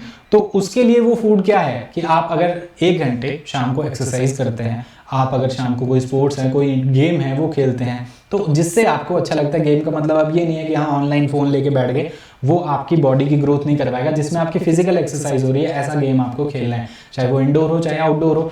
तो वो अगर आप करेंगे तो उससे आपका कंसंट्रेशन जो है वो बढ़ेगा पढ़ते वक्त, और आपकी बॉडी पर भी वो रिफ्लेक्ट होगा। अच्छा खाना खाएं, हेल्दी खाना खाएं, एक्सरसाइज ज़रूर करनी है। अब एग्जाम को क्रैक करने की सबसे बेसिक जो की है वो कोई बड़ी बड़ी किताबें, कोचिंग और इन सब के बारे में हमने बात ऑलरेडी कर ली, ये हेल्प करते हैं, लेकिन आपका सिलेक्शन जो इंश्योर करवाएगा वो आप खुद करेंगे, और वो किसकी मदद से करेंगे, सिलेबस की मदद से। सिलेबस में भी बात करें दोस्तों तो आपके पास कैसे पढ़ेंगे, 2 तरीके हैं आपके पास, एक ऑनलाइन क्लास है, एक सेल्फ स्टडी है। फटाफट से इनके पॉइंट्स जो हैं वो देख लेते हैं, क्या क्या चीज़ें आपको ध्यान में रखनी है। अगर ऑनलाइन क्लास की हम बात करें दोस्तों तो आपको सबसे पहले सिलेबस समझना है कि सिलेबस जो है वो क्या है, कितना पढ़ना है। जो आप पढ़ रहे हैं सिलेबस को आपको अच्छे से समझना है ताकि आपको पता रहे क्या चीज़ें इंपॉर्टेंट है जब क्लास में वो पढ़ाई जा रही हैं। एप्रोप्रिएट कंटेंट आपको सिलेक्ट करना है, एक बार सिलेक्ट कर लीजिए। ऐसा नहीं है कि आज यहाँ देख रहे हैं, कल किसी और प्लेटफॉर्म पे, परसों कहीं पे, और ऐसे ऐसे इधर उधर घूमने से कहीं के नहीं रहते हैं। तो एक बार आइडेंटिफाई कर लीजिए कि कहाँ से पढ़ना है, क्या पढ़ना है। कंटेंट आइडेंटिफाई होने के बाद उसी सोर्स के ऊपर आप बने रहें और उसी से आप पढ़ सकते हैं। आप यहाँ पर पूरा सब्जेक्ट रिपीट करने की ज़रूरत नहीं होती। एक बार कोई सब्जेक्ट पढ़ लिया, रिवाइज करने के लिए दोबारा से सारी क्लासेस देख रहे हैं, ऐसा तभी करें जब बहुत ही ज़्यादा प्रॉब्लम है। लेकिन अपने खुद के बनाए हुए नोट्स या जो आपके पास नोट्स हैं उन्हीं को आप रिवाइज करेंगे, वहाँ पर टाइम ज़्यादा देंगे तो वो ज़्यादा बेहतर होगा। मैराथन क्लासेस देख सकते हैं, कम टाइम में रिवाइज करना है तो बेस्ट आपके पास होगा कि मैराथन क्लासेस जो हैं उनको आप देख लीजिए। अगर आपको जल्दी से जल्दी प्रैक्टिस करनी है, क्विक प्रैक्टिस करनी है, तो एमसीक्यू की जो सेशंस हैं जो हम अनअकैडमी की स्पेशल क्लासेस में भी करते हैं उनके ऊपर आप जा सकते हैं। तो वहाँ से आपको जल्दी से जल्दी कम टाइम में मैक्सिमम क्वेश्चन जो हैं वो मिल जाएंगे। पढ़ते पढ़ते आपको बीच बीच में ब्रेक ज़रूर लेना है। जब आप ऑनलाइन क्लास करते हैं तो ऑनलाइन क्लास के वक्त आपको आंखें जो हैं वो उनके ऊपर बहुत ज़्यादा स्ट्रेस पड़ता है, तो स्ट्रेस उसको रिड्यूस करवाने का यही तरीका है कि बीच बीच में ब्रेक लीजिए, पानी खूब पीजिए। आप यहाँ पर अगर आपको लगता है कि आंखों में इरिटेशन होती है तो आप डेफिनेटली आप कोई ऐसे ग्लासेस जो यूवी प्रोटेक्शन प्रोवाइड करते हो, ब्लू रे से प्रोटेक्ट करते हो, तो वो आप ले लीजिए और वो लगाकर ही आप क्लासेस जो हैं वो आप लीजिए यहाँ पर। और ज़्यादा ही इरिटेशन होती है तो आप किसी डॉक्टर से कंसल्ट करके कोई भी आई ल्यूब्रिकेशन ड्रॉप्स जो हैं उनका आप इस्तेमाल कर सकते हैं, जिससे कि आंखें जो हैं वो हेल्दी रहें, क्योंकि ये सबसे ज़्यादा इंपॉर्टेंट है। एग्जाम तो 1 साल 2 साल की बात है, एग्जाम क्लियर हो जाएंगे, लेकिन आपकी आंखें लाइफ लॉन्ग आपके साथ रहेंगी, तो उनको हेल्दी रखना बहुत ज़्यादा ज़रूरी है। सेल्फ स्टडी के क्या क्या इंपॉर्टेंट पॉइंट्स हैं जो आपको याद रखने ही रखने हैं यहाँ पर। सबसे पहले बात करें, आप जिस एग्जाम की भी तैयारी कर रहे हैं, जेई एग्जाम की कर रहे हैं, एई की कर रहे हैं, जो भी यहाँ पे आपको जेई दिखाई दे रहा है, कोई भी अगर आप सिविल इंजीनियरिंग एग्जाम की अगर आप तैयारी कर रहे हैं, उसके सिलेबस को आप समझे, उसके बाद उसका अप्रोप्रिएट कंटेंट आपको सिलेक्ट करना है। क्लासेस आप ले रहे हैं तो आपके पास कंटेंट ऑलरेडी आ जाएगा वहां से, कोई कोचिंग नहीं कर रहे हैं, कुछ भी नहीं कर रहे हैं, खुद से पढ़ना है सब कुछ, तो कंटेंट सेलेक्ट कर लीजिए, क्या क्या पढ़ना है, किस नोट से पढ़ना है, कहाँ से क्या करना है। उसके बाद अपने ज़रूरत के अनुसार आपका रूटीन कैसा है। आप सिर्फ स्टूडेंट है, स्टूडेंट के साथ साथ आप वर्किंग भी है, स्टूडेंट के साथ साथ आप मान लीजिए अगर आप मैरिड हैं या हाउस वाइफ हैं तो आपका रूटीन कैसा है, सारी चीज़ें वो आप देखनी है आपको। उसके अकॉर्डिंग आप अपना खुद का स्टडी प्लान जो है वो आपको क्या सूट करता है वो बनाइए। किसी और को देख के बनाएंगे तो वो आपको प्रेशराइज करने लग जाएगा, वो स्टडी प्लान जो है आपको पिंच करने लग जाएगा, आप उसको फॉलो नहीं कर पाएंगे अच्छे से, और फिर आपको जो है नेगेटिविटी आने लग जाएगी कि यार ये तो स्टडी प्लान ज़रूरी था, यही होना चाहिए था और मैं इसको फॉलो नहीं कर रहा। तो अपने अकॉर्डिंग जो है स्टडी प्लान अपना बनाइए कि कब किस वक्त आपको पढ़ना है। कुछ लोगों को सुबह सुबह पढ़ना बहुत अच्छा लगता है, कुछ लोगों को रात में पढ़ना अच्छा लगता है, दिन में वो सोते रहते हैं। तो जैसे आपको लगता है कि आपके लिए क्या बेस्ट है। देखो वैसे अगर हम बात करें कन्वेंशनल तरीके से तो सुबह 4 बजे उठें, 5 बजे उठें, तब पढ़ाई स्टार्ट करें, क्योंकि माइंड को रेस्ट मिला होता है। उस टाइम डिस्ट्रैक्शन जो है वो बिल्कुल जीरो होता है, कोई भी एक्टिविटीज़ जो है वो नहीं हो रही होती हैं, कोई शोर नहीं हो रहा होता है, फ़ोन जो है उसका कोई भी यूज़ नहीं कर रहा होता है, क्योंकि बाकी दुनिया तो सो रही होती है। तो उस टाइम आप आगे बहुत अच्छे पेस से आप बढ़ सकते हैं। बाकी आपका अपना तरीका है, जहाँ पे आपको जैसे आपको सूटेबल लगे वो आप फॉलो कर सकते हैं। सिलेक्टेड सोर्स से पढ़ना है, ऐसा नहीं है कि कहीं कहीं से भी पढ़ रहे हैं, आज यहाँ से कल वहाँ से। सिलेक्टेड जितना पढ़ेंगे और उसको अच्छे से पढ़ेंगे वो ज़्यादा अच्छा रिजल्ट देगा, रादर देन इधर भी भाग रहे हैं उधर भी भाग रहे हैं, कुछ भी ये भी पढ़ लूँ वो भी पढ़ लूँ, इस नोट से भी पढ़ लूँ, वहाँ से भी पढ़ लूँ, इस बुक से भी पढ़ लूँ। तो ऐसे में ना करें, सेलेक्टेड कंटेंट और उसको मैक्सिमम रिवाइज करना है, प्रैक्टिस करना है मैक्सिमम। यहाँ पर जब जिस दिन क्लास हो रही है उस दिन का कंटेंट उसी दिन रिवाइज कर लेना है, यहाँ पर उसी का कंटेंट उसी दिन रिवाइज कर लेना है। शॉर्ट नोट्स जो हैं कोशिश करें, हैबिट अगर आप बना लेंगे एक सब्जेक्ट के एक शॉर्ट नोट रोज पढ़ना ही पढ़ना है, तो महीने में हर सब्जेक्ट 2 बार रिवाइज हो जाएगा, और जब तक एग्जाम आ जाएगा आपको चीज़ें रट जाएंगी, बाय हार्ट आपको याद हो जाएंगी यहाँ पर। तो ये आप फॉलो कर सकते हैं राइट फ्रॉम द स्टार्टिंग।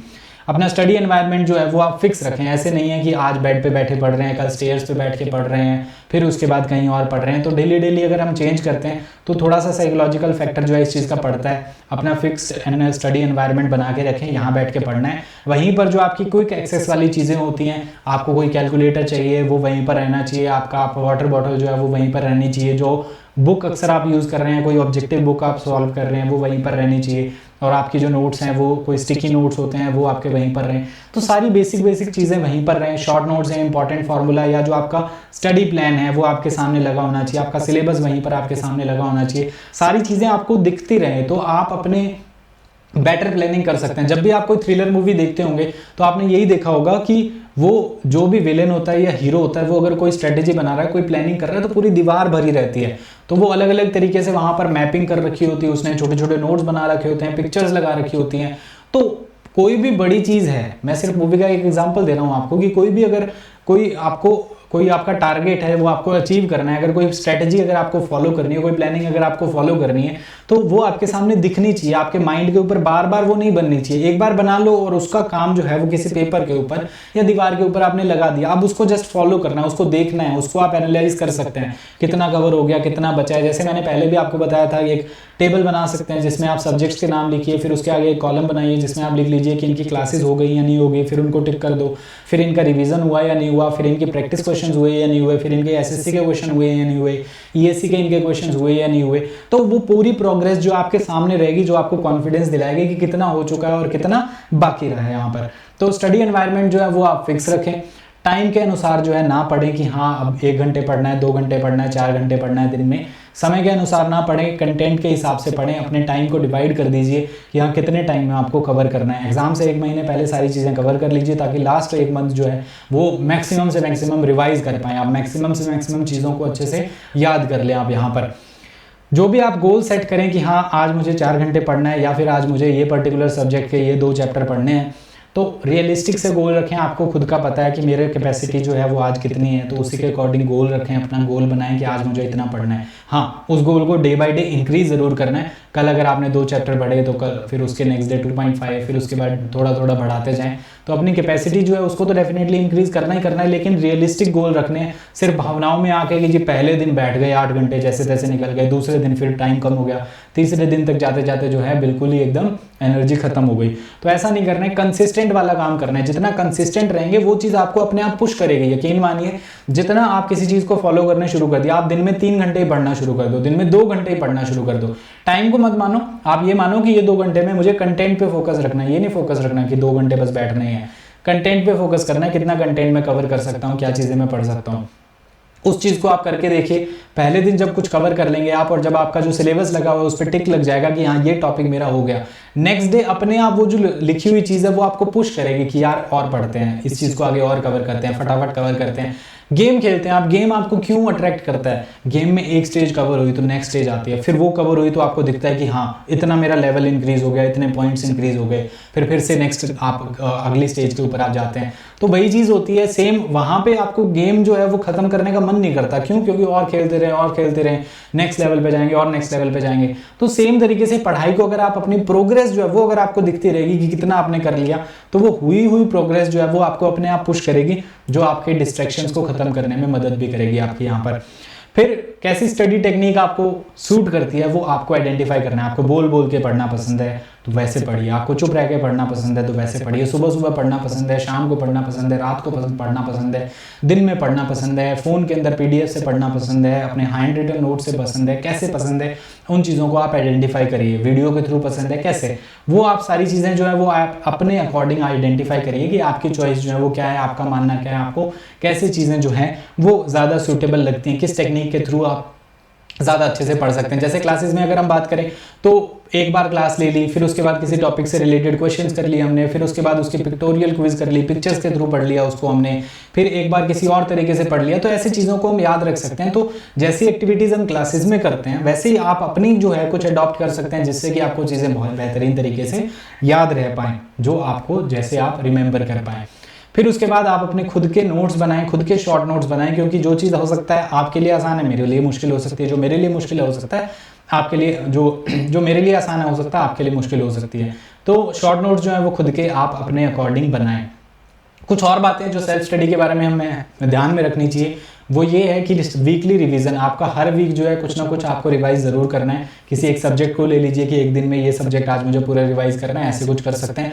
अपने नोट्स को अपडेट कर लीजिए, हर बार नए नोट्स बनाने की ज़रूरत नहीं है, जो ऑलरेडी बने हुए हैं कुछ नई चीज़ आ रही है तो वो आप उसके अंदर एडअप कर सकते हैं। यहाँ पर किसी टॉपिक को अगर आपने शुरू किया तो उस टॉपिक को आप अच्छे से खत्म कर दीजिए। ऐसे नहीं है वो टॉपिक आज चला, फिर उसके बाद कल चला, फिर परसों चला, वो बहुत लंबा खिंच जाता है। हमें लगता है हम परफेक्शन की तरफ जाना चाहते हैं। एक छोटा सा एग्जांपल बताता हूँ दोस्तों, एक अभी जो पिछले 10-12 दिन से कोई इंपॉर्टेंट मेरा खुद का पर्सनल वर्क जो है वो चल रहा था, उसी के चक्कर में, सिर्फ उसको परफेक्ट करने के चक्कर में, ये हर किसी के साथ होता है, ठीक है, यह आपके साथ भी होता है, मेरे साथ भी होता है, हर किसी के साथ होता है। जब हम किसी चीज़ को परफेक्ट करने के चक्कर में चलते हैं ना कि यार एकदम बेस्ट होना चाहिए, बेस्ट से बेस्ट होना चाहिए, तो वो कई बार वो चीज़ स्टार्ट होने में या वो चीज़ खत्म होने में बहुत ज़्यादा अननेसेसरी टाइम कंज्यूम कर जाती है। तो वही चीज़ है कि अगर आप पढ़ने बैठ रहे हैं तो आपको कई बार लगता है कि यार इस टॉपिक के तो मैं यहाँ से भी ये भी चीज़ पढूं, उस बुक में भी इसके बारे में ये दे रखा है, वो भी पढूं, ये भी पढूं। तो फटाफट फिनिश करें उसको, कंटिन्यूस वे में लगातार जल्दी से पढ़ लें, खत्म कर दें उस टॉपिक को। जितना जल्दी खत्म कर देंगे उतना ही जल्दी एक कॉन्फिडेंस आ जाएगा कि ये टॉपिक हो गया हमारा, और उतना ही आप डिस्ट्रैक्शन से बच जाएंगे, क्योंकि प्रोग्रेस जो होती है एक्चुअल में वो बहुत कम होती है। छोटा सा एग्जांपल, बचपन की जो आपकी समर वेकेशंस होती थी स्कूल की, उनका ले लीजिए। किसी एक दिन अगर आप बैठे होमवर्क कर रहे हैं, जो छुट्टियों का काम मिलता था होता नहीं था, फिर सोचते थे कल कर लेंगे, फिर थोड़ा सा बैठे, फिर वही मन नहीं कर रहा, हो नहीं पा रहा, कल करेंगे, ऐसे करते करते पूरी छुट्टियां निकल जाती थी 40-45 दिन की, लास्ट के 2 दिन में वो सारा काम होता था। तो आप वहीं से भी रियलाइज कर सकते हैं, जब वो सारा काम 2 दिन में हो सकता था तो पहले क्यों नहीं कर लिया, स्टार्टिंग में उसको क्यों नहीं फिनिश कर दिया। तो जस्ट बिकॉज कि हम ये सोचते हैं कि अच्छे से करेंगे, जस्ट बिकॉज ये सोचते हैं कल कर लेंगे, तो उस चक्कर में वो टाइम जो है हमारा वेस्ट होता रहता है। तो ऐसा आप ना करें। अगले पॉइंट पे अगर हम जाएं तो थ्योरी से क्वेश्चंस का जो टाइम आपको देना है वो लगभग डबल होना चाहिए, क्वेश्चंस का टाइम आपका ज़्यादा होना चाहिए, ज़्यादा से ज़्यादा क्वेश्चंस की प्रैक्टिस करनी है। देखो कंटेंट जो है आपको भी पता लग जाएगा जब आप पढ़ेंगे क्या चीज़ें इंपॉर्टेंट है, क्या एग्जाम में आती हैं, तो वो हर बच्चा पढ़ रहा है। फिर सिलेक्शन किसका होगा? सिलेक्शन उसका होगा जो प्रैक्टिस ज़्यादा कर रहा है, सिलेक्शन उसका होगा जो प्रैक्टिस ज़्यादा कर रहा है, जिसने अच्छे से चीज़ों को रिवाइज कर रखा है। जो चीज़ें गलत हो जाती हैं, जो मुश्किल हैं, उनको मार्क कर लीजिए, उन क्वेश्चंस को, उनको आप दोबारा अच्छे से रिपीट कर सकते हैं दोस्तों। स्टडी को आपको टॉपिक ओरिएंटेड बनाना है, टाइम ओरिएंटेड नहीं बनाना है। 8 घंटे पढ़ूंगा, 8 घंटे ही पढ़ूंगा, ऐसा कुछ रूल जो है वो नहीं होना चाहिए। टाइम को देख के पढ़ेंगे तो हमेशा घड़ी ही दिखती रहेगी, प्रोग्रेस नहीं हो पाएगी आपकी, आपकी जो ग्रोथ है वो नहीं हो पाएगी। आपको क्या करना चाहिए, आपको टॉपिक ओरिएंटेड कि हाँ इतने दिन में मुझे ये सब्जेक्ट करना है, उसको टाइम के अकॉर्डिंग डिवाइड कर लो। देखो पुराना ज़माना गया जब ऐसे था कि हाँ बस लगे रहो, गधों की तरह मेहनत करते रहो। स्मार्टली काम करना पड़ेगा, और आज की सिचुएशन जो है वो स्मार्टली यही कहती है कि जो टाइम जितना दे दिया आपको, अगर आपको पता है कि कल आपके कॉलेज का सेमेस्टर वाला एग्जाम है तो आप एक एक रात में भी तो पढ़ते थे, क्योंकि पता है कि आज पढ़ना ही पड़ेगा, कोई और इलाज ही नहीं है। उसी तरीके से अगर आपने उस सब्जेक्ट को डिवाइड कर दिया कि 10 दिन में ये सब्जेक्ट मुझे पढ़ना ही पढ़ना है, कवर करना ही करना है, तो वो हो जाएगा, यकीन मानिए वो हो जाएगा, और बेस्ट तरीके से हो जाएगा। बशर्ते आप अपना जो आपने रूटीन बना लिया कि हाँ इतना इतना मुझे कवर करना है कंटेंट आज के दिन में, वो आप अच्छे से कर लें तो डेफिनेटली हो जाएगा। 2 से 3 सब्जेक्ट्स को आप पैरेलली पढ़ सकते हैं जिससे आप बोर ना हो जाएं। एक थ्योरेटिकल ले सकते हैं, एक न्यूमेरिकल ले सकते हैं।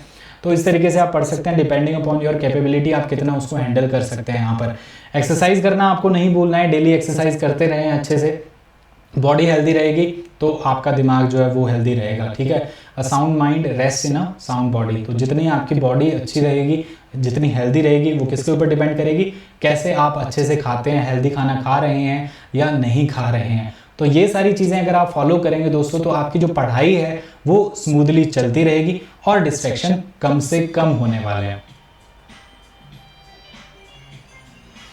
तो सेकंड स्टेज इससे आपकी क्लियर हो जाएगी। अगर आप ये सारे पॉइंट्स जो हैं इनको ध्यान में रखेंगे तो डेफिनेटली जो आपकी पढ़ाई है वो स्मूथली चलती जाएगी।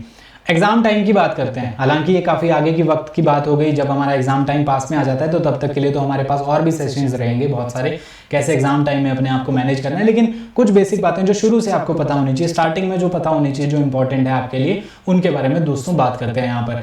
अब सबसे पहला सवाल जो आता है और बहुत इंपॉर्टेंट आता है कि टाइम मैनेजमेंट नहीं हो पाता है। एग्जाम टाइम में अगर हम जाएं तो टाइम मैनेजमेंट हमारा नहीं हो पाता है, जो अब की प्रॉब्लम है। बहुत सारे दोस्त जो हैं रिसेंटली एग्जाम दे के आए, आता उन्हें सारा था लेकिन क्वेश्चंस अटेम्प्ट नहीं कर पाए। तो ये पॉइंट्स जो हैं ये अभी करने वाले हैं, जिन पे वर्क करना है वो अभी करना है।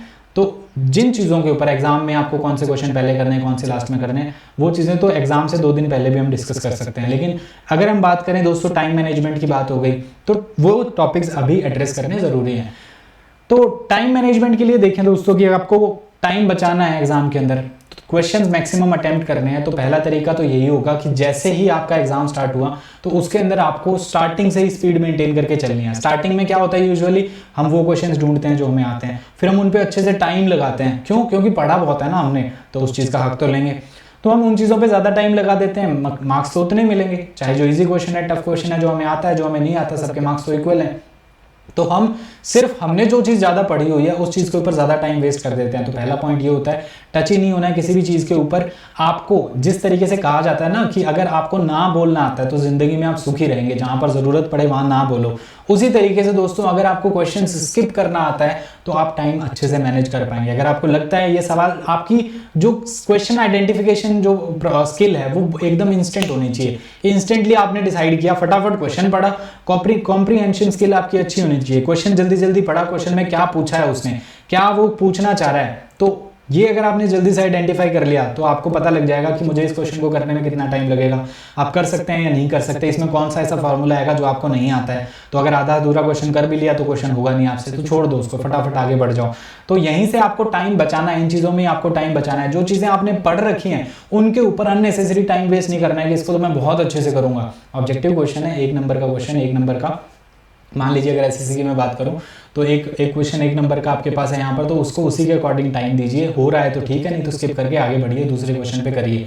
नेक्स्ट अगर हम बात करें दोस्तों तो दिल पे लेने वाली बात नहीं है, मिस्टर परफेक्ट बनने की कोई ज़रूरत नहीं है। वहाँ पर स्मार्टली वर्क करें, जो क्वेश्चन हो रहे हैं वो फटाफट करते जाएं, जो नहीं हो रहे हैं उनको छोड़ते जाएं या लास्ट के लिए मार्क फॉर रिव्यू करके उनको रख दीजिए। 2 राउंड्स में आप क्वेश्चंस कर सकते हैं, लेकिन 2 राउंड के अंदर भी दोस्त गलती कर देते हैं।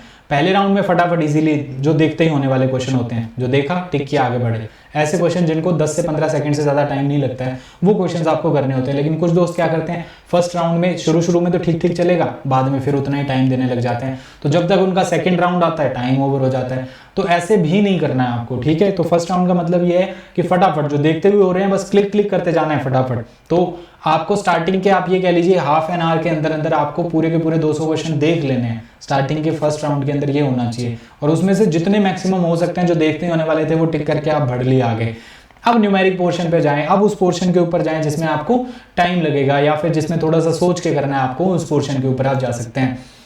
कुछ बेसिक चीजें आपको याद होनी चाहिए, जैसे कि हम बात करें 1 से 30 तक के स्क्वायर्स जो है ये आपको याद होनी चाहिए। अगर आपकी कैलकुलेशंस आप फास्ट करना चाहते हैं, कोई ट्रिक्स हैं आपके पास तो वो ट्रिक्स आप डेफिनेटली यूज कर सकते हैं। ट्रिक्स कई बार सीखने में जो टाइम ज्यादा ले जाती हैं, लेकिन धीरे धीरे जब वो प्रैक्टिस में आ जाती हैं तो बहुत टाइम हमारा सेव कर देती हैं। तो ट्रिक्स जो है वो आप सीख सकते हैं फास्ट कैलकुलेशंस की। और जो बेसिक डेटा है, जैसे आप बात करें स्क्वायर रूट्स की बात करें तो 1 से लेकर 10 तक के क्यूब्स, और जो अगर स्क्वायर रूट की बात करें तो 1 से 10 के आप याद रख सकते हैं, इनके आप क्यूब रूट भी याद रख सकते हैं, जो कम यूज होते हैं, रेयरली यूज होते हैं। स्क्वायर तो याद रखने ही रखने हैं, स्क्वायर रूट तो आपको 1 से 30 तक के स्क्वायर्स याद करिए। लॉग की वैल्यू 1 से लेकर 10 तक की ये यूज कर लीजिए। बहुत बार एग्जाम में ऐसी चीजें आ जाती हैं, ऐसी वैल्यूज आ जाती हैं जिनकी वैल्यूज आपको दे नहीं रखी होती हैं डायरेक्टली, तो अगर आपको याद है तो आप यूज कर पाएंगे, नहीं याद है तो वो क्वेश्चन आपको छोड़ना पड़ जाएगा। तो ये जो मेहनत है ये पहले की मेहनत है, अगर आपने कर लिया, इन वैल्यूज को याद कर लिया, तो एग्जाम में अगर न्यूमेरिकल पोर्शन आएगा तो आप वहां पर स्कोर कर सकते हैं, आपको क्वेश्चन छोड़ना नहीं पड़ेगा। उसके बाद मैक्सिमम से मैक्सिमम आपको प्रैक्टिस करनी है। जितना अच्छे से आप प्रैक्टिस कर लेंगे, जितना अच्छी आपकी प्रैक्टिस होगी, उतना ही बेहतर आप परफॉर्म करेंगे एग्जाम के अंदर। यहाँ पर चलते हैं दोस्तों अगले पॉइंट की तरफ।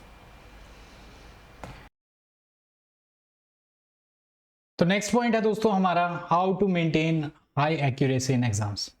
अगर एग्जाम में एक्यूरेसी हाई चाहिए आपको, तो एक्यूरेसी के लिए बिल्कुल सबसे सिंपल, सबसे बेसिक रिक्वायरमेंट जो है वो यही है कि आप पढ़ाई जो है बहुत अच्छे से करें। सबको पता है कि हाँ पढ़ाई तो करनी करनी है, लेकिन ये बात फैक्ट है, जो जितना अच्छा रिवाइज करेगा, जो एग्जाम टाइम से 3 दिन पहले अगर ज़्यादा से ज़्यादा मैक्सिमम से मैक्सिमम खुद से खुद ही रिवाइज करना है, नई चीज़ों के पीछे नहीं भागना है। लास्ट टाइम जो होता है वो रिवाइज करने का होता है। तो ये ही वो पॉइंट्स हैं जो आपकी एक्यूरेसी को डिफाइन कर देते हैं, आपकी एक्यूरेसी जो है वो कितनी रहेगी। लास्ट टाइम पे आप इधर उधर भाग रहे हैं, किसी और कंटेंट की तरफ भाग रहे हैं, वो डेफिनेटली आपको आउटपुट लाके नहीं देगा। तो जितना ज़्यादा रिवाइज करेंगे, जितना ज़्यादा प्रैक्टिस करेंगे, उतनी ही आपकी एक्यूरेसी जो है वो आएगी। जितने ज़्यादा आप टेस्ट देंगे, देखो गलतियां होनी तो तय हैं, अब वो चाहे एग्जाम से पहले कर लें या एग्जाम के बाद, तो आप एग्जाम से पहले ही उन गलतियों को आइडेंटिफाई करिए, क्योंकि एक बार में सबको 100% नहीं समझ में आता है, हर कोई गलतियां करता ही करता है। तो वो गलतियां हमें टेस्ट के रूप में या जो प्रैक्टिस क्वेश्चंस हैं वहां पे ही कर लेनी है, ताकि हम एग्जाम में जाके उनको हम रिपीट ना करें। तो मैक्सिमम से मैक्सिमम क्वेश्चंस करिए, मैक्सिमम से मैक्सिमम टेस्ट जो है वो आप दीजिए। उसके बाद आप अपना एनालिसिस करिए कि हाँ कितना जो है इंप्रूवमेंट हुआ। कोई टेस्ट दिया आपने, किस सब्जेक्ट के अंदर आपके कितने मार्क्स आ रहे हैं, पहले कितने आते थे, अब कितने आ रहे हैं, ओवरऑल आपका स्कोर जो है वो कितना चल रहा है। लेकिन माइंड इट एक वैलिड सोर्स से दें, अच्छे सोर्स से आप जो टेस्ट सीरीज हैं वो आप सेलेक्ट करें। पता लगे कि कुछ भी रैंडम पूल ऑफ क्वेश्चंस है, आजकल तो कोई कमी तो है नहीं क्वेश्चंस की, तो कोई भी पूल बना के और कोई भी टेस्ट सीरीज आपको दे रहा है, तो ऐसी टेस्ट सीरीज के पीछे ना जाएं जो सेंसलेस हो या फिर जिसके अंदर आपके मार्क्स जो है वो कम आ रहे हैं, वो आपको डीमोटिवेट कर दे रही है। तो ऐसी ऑथेंटिक सोर्स पे जाएं जहाँ पे टेस्ट सीरीज आपको अच्छी मिले, अच्छे लेवल ऑफ क्वेश्चंस हो, एग्जाम के पैटर्न के अकॉर्डिंग हो, और उस पे आप आइडेंटिफाई कर पाएं कि आपकी तैयारी जो है वो कैसी चल रही है, कितना और किस सब्जेक्ट पे वर्क करने की जरूरत है। टेस्ट सीरीज जब हम देते हैं तो दोस्तों अक्सर ऐसी बात होता है, हम डीमोरलाइज हो जाते हैं, मेरे तो मार्क्स इतने कम आए। टेस्ट सीरीज है इसीलिए कि आप पता कर पाएं कौन से ऐसे एरिया हैं जिनके लिए आपको पढ़ना है, ताकि आप उनको इंप्रूव कर पाएं, ताकि एग्जाम में जाके वही गलतियां आप ना करें वहां पर। तो इसीलिए होती है test series, is to make you realise कि हाँ कौन से टॉपिक्स के ऊपर और वर्क करना है, किस टाइप के क्वेश्चंस आपको और सीखने हैं और रिपीट करने हैं और प्रैक्टिस करने हैं उनको आपको। तो उससे निराश नहीं होना है और अपने ऊपर आप वर्क करते जाएं और डेफिनेटली आप बहुत अच्छा रिजल्ट प्रोड्यूस करेंगे।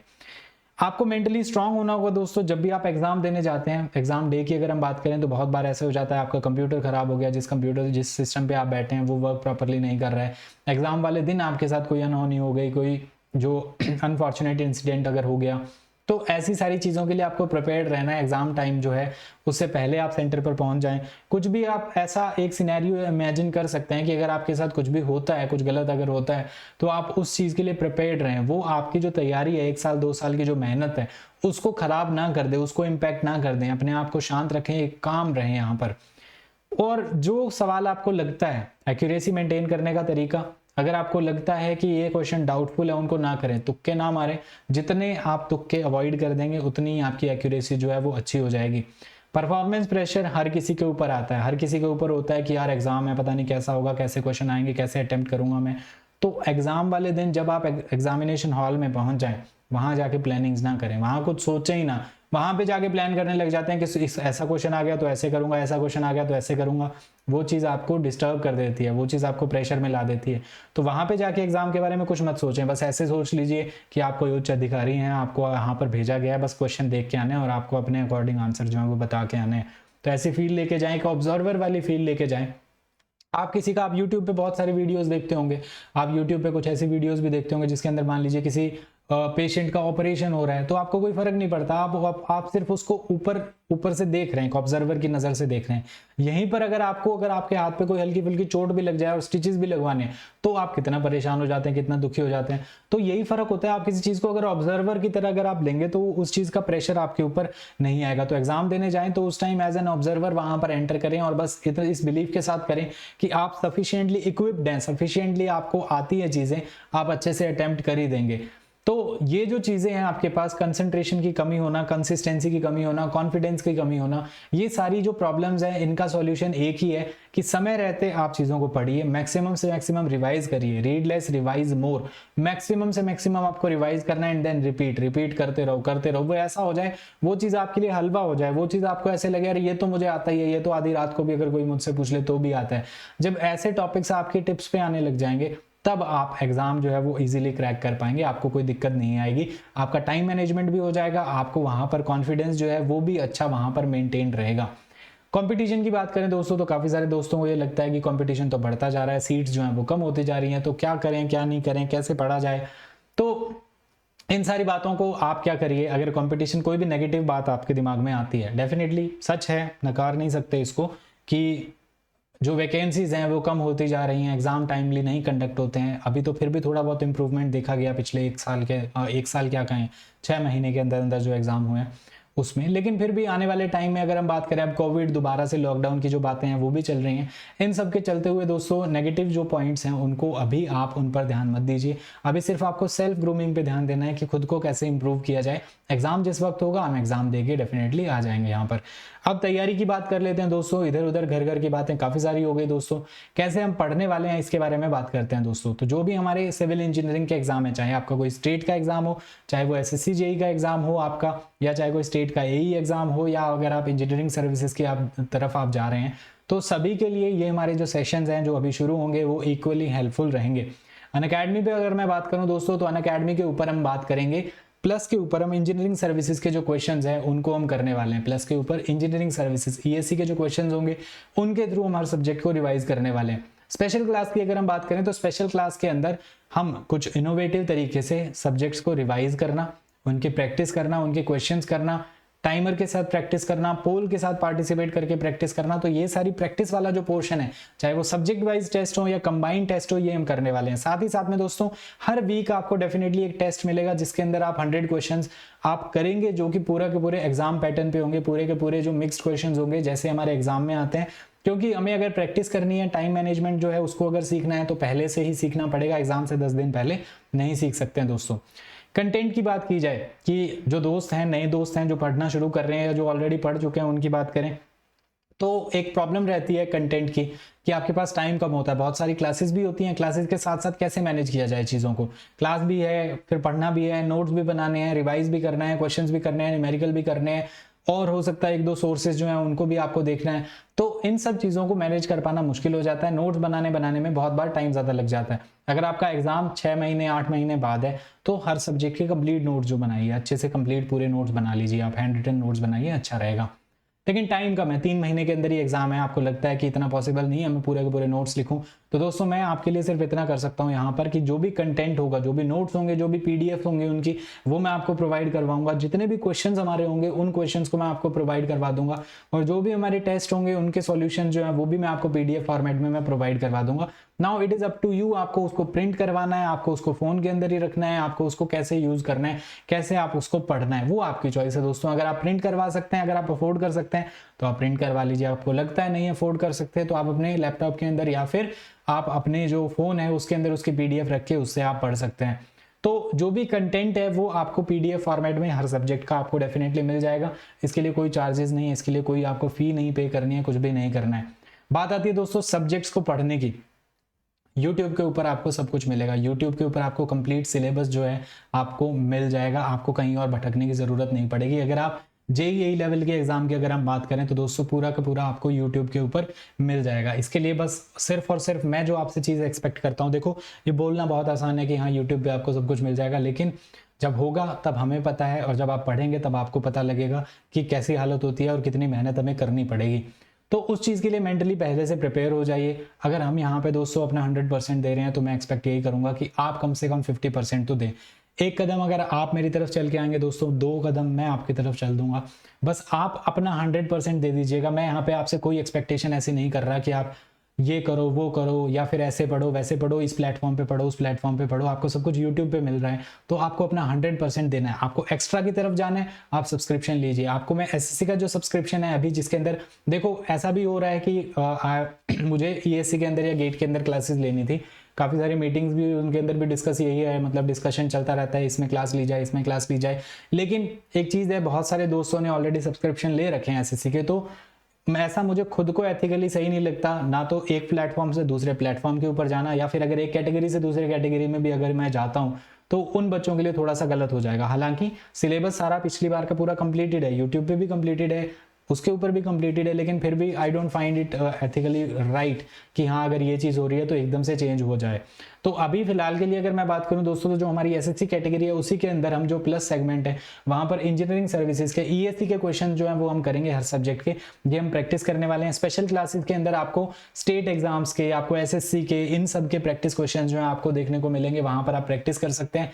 PDFs की बात करें तो आपको पूरी की पूरी PDF जो है आपको मिलेगी हर चीज़ की, चाहे आप टेस्ट की बात कर लीजिए, चाहे आप बात कर लीजिए क्वेश्चंस की जो प्रैक्टिस वाले क्वेश्चंस होंगे, चाहे आप बात कर लीजिए जो हमारा थ्योरी कंटेंट है उसकी आप बात कर लीजिए। थ्योरी कंटेंट की PDF आपको मिल जाएगी, आप उसका प्रिंट ले लीजिए। प्रिंट लेने के बाद आप क्या कर सकते हैं, उसी में साइड में स्पेस दे दूंगा मैं, साइड में स्पेस प्रोवाइडेड होगा। आपको लगता है कुछ एडिशनल इन्फॉर्मेशन, कुछ एडिशनल जानकारी आपको उसके अंदर ऐड करनी है, वो आप वहां पर उसके अंदर ऐड कर सकते हैं। तो आपका मेजॉरिटी ऑफ द टाइम जो नोट्स कॉपी करने वाला जो टाइम है वो आपका बच जाएगा, और आप उस टाइम को यूटिलाइज कर सकते हैं चीज़ों को रिवाइज करने में और इंपॉर्टेंट जो आपके शॉर्ट नोट्स हैं उनको बनाने में। अगर आपका एग्जाम 2-3 महीने की रेंज के अंदर अंदर है तो उससे आपका टाइम जो है वो काफ़ी सेव हो जाएगा। ये आपको इतना मैं मेरी तरफ से कर सकता हूँ। YouTube पे आपको सब कुछ पढ़ाया जाएगा, बस YouTube के सेशंस को लाइव अटेंड करिए और आप हाथों हाथ उन चीज़ों को आप वाइंड अप करते जाइए। आज जो पढ़ा आज ही रिवाइज कर दिया, कल क्लास शुरू होगी उससे पहले पहले एक बार फिर से उस चीज़ों को देख लिया तो आपको डेफिनेटली सक्सेस मिलेगी ही मिलेगी। ठीक है, तो ये थर्ड स्टेज हो जाएगी आपकी कि एग्जाम के लिए जो आपकी प्रिपरेशन है उसके बारे में। सेशन जो हमारे मंडे टू फ्राइडे सिविल 101 सुबह 9 बजे शुरू हो जाएंगे दोस्तों कल से। ठीक है, आज तो हमारा इंट्रोडक्टरी सेक्शन था, कल से सुबह 9 बजे मंडे टू फ्राइडे यूट्यूब के ऊपर हमारे सेशन शुरू होंगे। इसके अलावा अनअकैडमी की जो स्पेशल क्लास है ये शाम को 8 बजे होगी, और जो प्लस कोर्स लॉन्च होगा, प्लस कोर्स जो है वो सुबह 11 बजे होगा। तो इनके बारे में जैसे ही कोर्सेज लॉन्च हो जाएंगे उसके बारे में आपको जानकारी दे दी जाएगी। फिलहाल सिविल 101 पर सुबह 9 बजे जो आपकी क्लास होगी वो क्लास होगी सिविल इंजीनियरिंग को बिल्कुल बेसिक से लेके एडवांस तरीके से। खास बात क्या रहेगी इन सेशन की, इन सेशंस की खास बात यही रहेगी, यूट्यूब वाले जो सेशन है इनको हम लिमिटेड टाइम फ्रेम के अंदर कंप्लीट करेंगे। ऐसा नहीं है कि हाँ मतलब एक सब्जेक्ट ही खिंचता जा रहा है। जो चीज़ें ज़रूरी हैं इफेक्टिवली पढ़ेंगे उनको, जिन चीज़ों में एक्चुअल में टाइम ज़्यादा लगता है लेकिन वो ज़रूरी भी है कवर करना, उनको कम टाइम के अंदर कैसे कवर किया जाए, इफेक्टिव मेथड से कैसे कवर किया जाए वो हम करने वाले हैं। बस आप इस चीज़ का ध्यान रखना कि आप कुछ भी चीज़ मिस ना करें, आप लाइव अटेंड करें, बैकलॉग ना रखें। जितना ज़्यादा बैकलॉग आप रखेंगे उतना ही ज़्यादा आपके लिए मुश्किल हो जाएगा उनको कवर अप करना। इसके अलावा दोस्तों अनअकैडमी के ऊपर आप फॉलो कर लीजिए मुझे, जिससे कि आपको जो भी इंपॉर्टेंट अपडेट्स हों अनअकैडमी के ऊपर, कोई भी स्पेशल क्लास हो रही है जो फ्री ऑफ कॉस्ट होती है उसके लिए आपको कोई सब्सक्रिप्शन की ज़रूरत भी नहीं पड़ती। अगर सब्सक्रिप्शन है तो आपको उन क्लासेस से रिलेटेड अपडेट्स मिलती रहेंगी। तो आप अनअकैडमी पर जाकर फॉलो जो है वो कर सकते हैं, फॉलो बटन आपको दिखाई देगा उस पर आप क्लिक कर सकते हैं, अनअकैडमी ऐप ओपन कर सकते हैं। आप सब्सक्रिप्शन मॉडल पर अगर आप पढ़ना चाहते हैं तो वहाँ पर आपको डायरेक्टली आप गेट सब्सक्रिप्शन पर क्लिक कर सकते हैं। आप गोल सेलेक्ट कर सकते हैं, आप किस एग्जाम की तैयारी कर रहे हैं। अगर आप जेईई एग्जाम की तैयारी करना चाहते हैं तो एसएससी एग्जाम सेलेक्ट कर लीजिए। अगर आपको गेट ईएससी की तैयारी करनी है तो गेट ईएससी वहां पर आप सेलेक्ट कर सकते हैं, या सिंपली आप संदीप जानी सर्च करेंगे तो जो मेरे एसएससी के कोर्सेज हैं उनमें से आप किसी पर क्लिक कर लीजिए। अगर आपको एसएससी की तैयारी करनी है, गेट ईएससी की करनी है, तो मेक श्योर आप गोल जो है वो गेट ईएससी वहां पर सिलेक्ट करें और फिर गेट सब्सक्रिप्शन पर क्लिक करें। उसके बाद आपको वहां पर ड्यूरेशन पूछी जाएगी, कितनी ड्यूरेशन के लिए आपको सब्सक्रिप्शन चाहिए। ड्यूरेशन सिलेक्ट करने के बाद आप रेफरल कोड यूज कर सकते हैं संदीप11। जैसे ही आप संदीप11 यूज करेंगे आपको 10% ऑफ में मिलेगा। साथ ही साथ में आपको एक्सेस मिल जाएगा अनअकैडमी प्लेटफॉर्म पर थ्रू आउट द कैटेगरी। आप किसी भी एजुकेटर की कोई भी क्लास देख सकते हैं। अब जो थ्रू आउट जो हमारा लर्निंग प्रोसेस है, उस लर्निंग प्रोसेस के अंदर एक छोटी सी चीज और आएगी और वो है मोटिवेशन। मोटिवेशन दोस्तों, अगर आपको लगता है कि मोटिवेशन की जरूरत है तो यूट्यूब खोलना बिल्कुल बेवकूफ़ी होगा to search for some motivational video. Simple आपको करना क्या है, आपको अपनी सिचुएशन देखनी है। कल आप कहाँ थे, आज आप कहाँ हैं, आपके परिवार की सिचुएशन क्या है, क्या कॉम्प्लेक्सिटीज़ हैं, क्या प्रॉब्लम्स हैं जो आपके सामने हैं जिनसे आपको डील करना है। वही चीज़ें आपको मोटिवेट कर देंगी कि कोई काम क्यों करना है, पढ़ाई करनी है तो पढ़ाई क्यों करनी है। तो वो चीज़ें अपने आसपास के फैक्टर अपनी ज़िंदगी से आप निकाल के लेके आएँ, बजाय इसके कि कोई भी एक प्रीचर या कोई भी एक जो मोटिवेशनल स्पीकर है यूट्यूब पे वो कुछ ऐसी बातें बोलेगा जो हमें अच्छी लगेगी। आपको भी पता है क्या करना है, पढ़ना है, मेहनत करनी है, मेहनत करो, लगे रहो, कंसिस्टेंसी हो। फलाना फलाना जो है उसकी स्टोरी सुना दी जाएगी आपको किसी XYZ पर्सन की कि ये 10 बार फेल हुआ, 11वीं बार में सक्सीड हो गया एंड सो ऑन। ये सारी चीज़ें हमें भी पता है, बस ठीक है उस टाइम वो देख के सुन के हमें अच्छा लग जाता है, थोड़ी सी देर के लिए गुड फील हो जाता है, लेकिन वो हमें पुश नहीं करता हमारी ग्रोथ के लिए। वो थोड़ी सी टाइम का जो होता है मोटिवेशन वो होता है। परमानेंट वाला मोटिवेशन तभी से आएगा जब आप अपनी सिचुएशन से एनालाइज करेंगे उसको कि हाँ क्यों आपको कोई काम करना है, वो मोटिवेशन आपको आगे पुश करेगा। फिर बात आती है दोस्तों कि किसी काम से करने से पहले हेजिटेशन होती है, घबराहट होती है, डर लगता है हमें। तो उस वक्त बस एक ही चीज़ आपको सोचनी है कि क्या आप कर सकते हैं उस चीज़ को या आप नहीं कर सकते हैं। If you think you can तो आप कर देंगे, ये बात भी सही है। If you think you can not तो भी बात वो बिल्कुल सही है कि आप उस काम को नहीं कर सकते हैं। तो पॉजिटिव अप्रोच रखिए, पॉजिटिव एटीट्यूड रखिए और डेफिनेटली आपको सक्सेस मिलेगी मिलेगी। मेरी तरफ से ऑल द वेरी बेस्ट। कल सुबह 9 बजे हम मिलेंगे दोस्तों सिविल 101 के ऊपर एक नए सेशन के साथ, नई क्लासेस के साथ, सब कुछ बिल्कुल नए तरीके से नए सिरे से हम शुरू करेंगे। लाइव आना मत भूलिएगा, आप लाइव पढ़ेंगे तो उतना ही जल्दी आपकी चीज़ें कवर होंगी, ठीक है। जितनी मेहनत मैं कर रहा हूँ उसकी आधी आप कर लीजिएगा प्लीज़, और मेरे से ज़्यादा ही करते हैं आप ऑब्वियसली, तो अपनी मेहनत में आप कोई कमी मत रखिएगा। मैं अगर एक्स अमाउंट करता हूँ तो आप 2x 3x करते हैं, I know it very well. लेकिन फिर भी मैं यही कहूँगा आपको कि अगर मैं आपकी तरफ एक कदम चल के आ रहा हूँ तो आप आधा कदम ही चल लीजिए, उतना ही मेरे लिए बहुत है, उतना ही पुश करने के लिए बहुत है कि हाँ आगे बढ़ना है और आगे अचीव करनी है चीज़ें और मेहनत करनी है हमें खुद की ग्रूमिंग के ऊपर। तो ठीक है दोस्तों, मिलते हैं कल सुबह 9 बजे सिविल 101 पर। लाइव आना मत भूलिएगा, हाथों हाथ चीज़ों को कवर अप करते रहिए।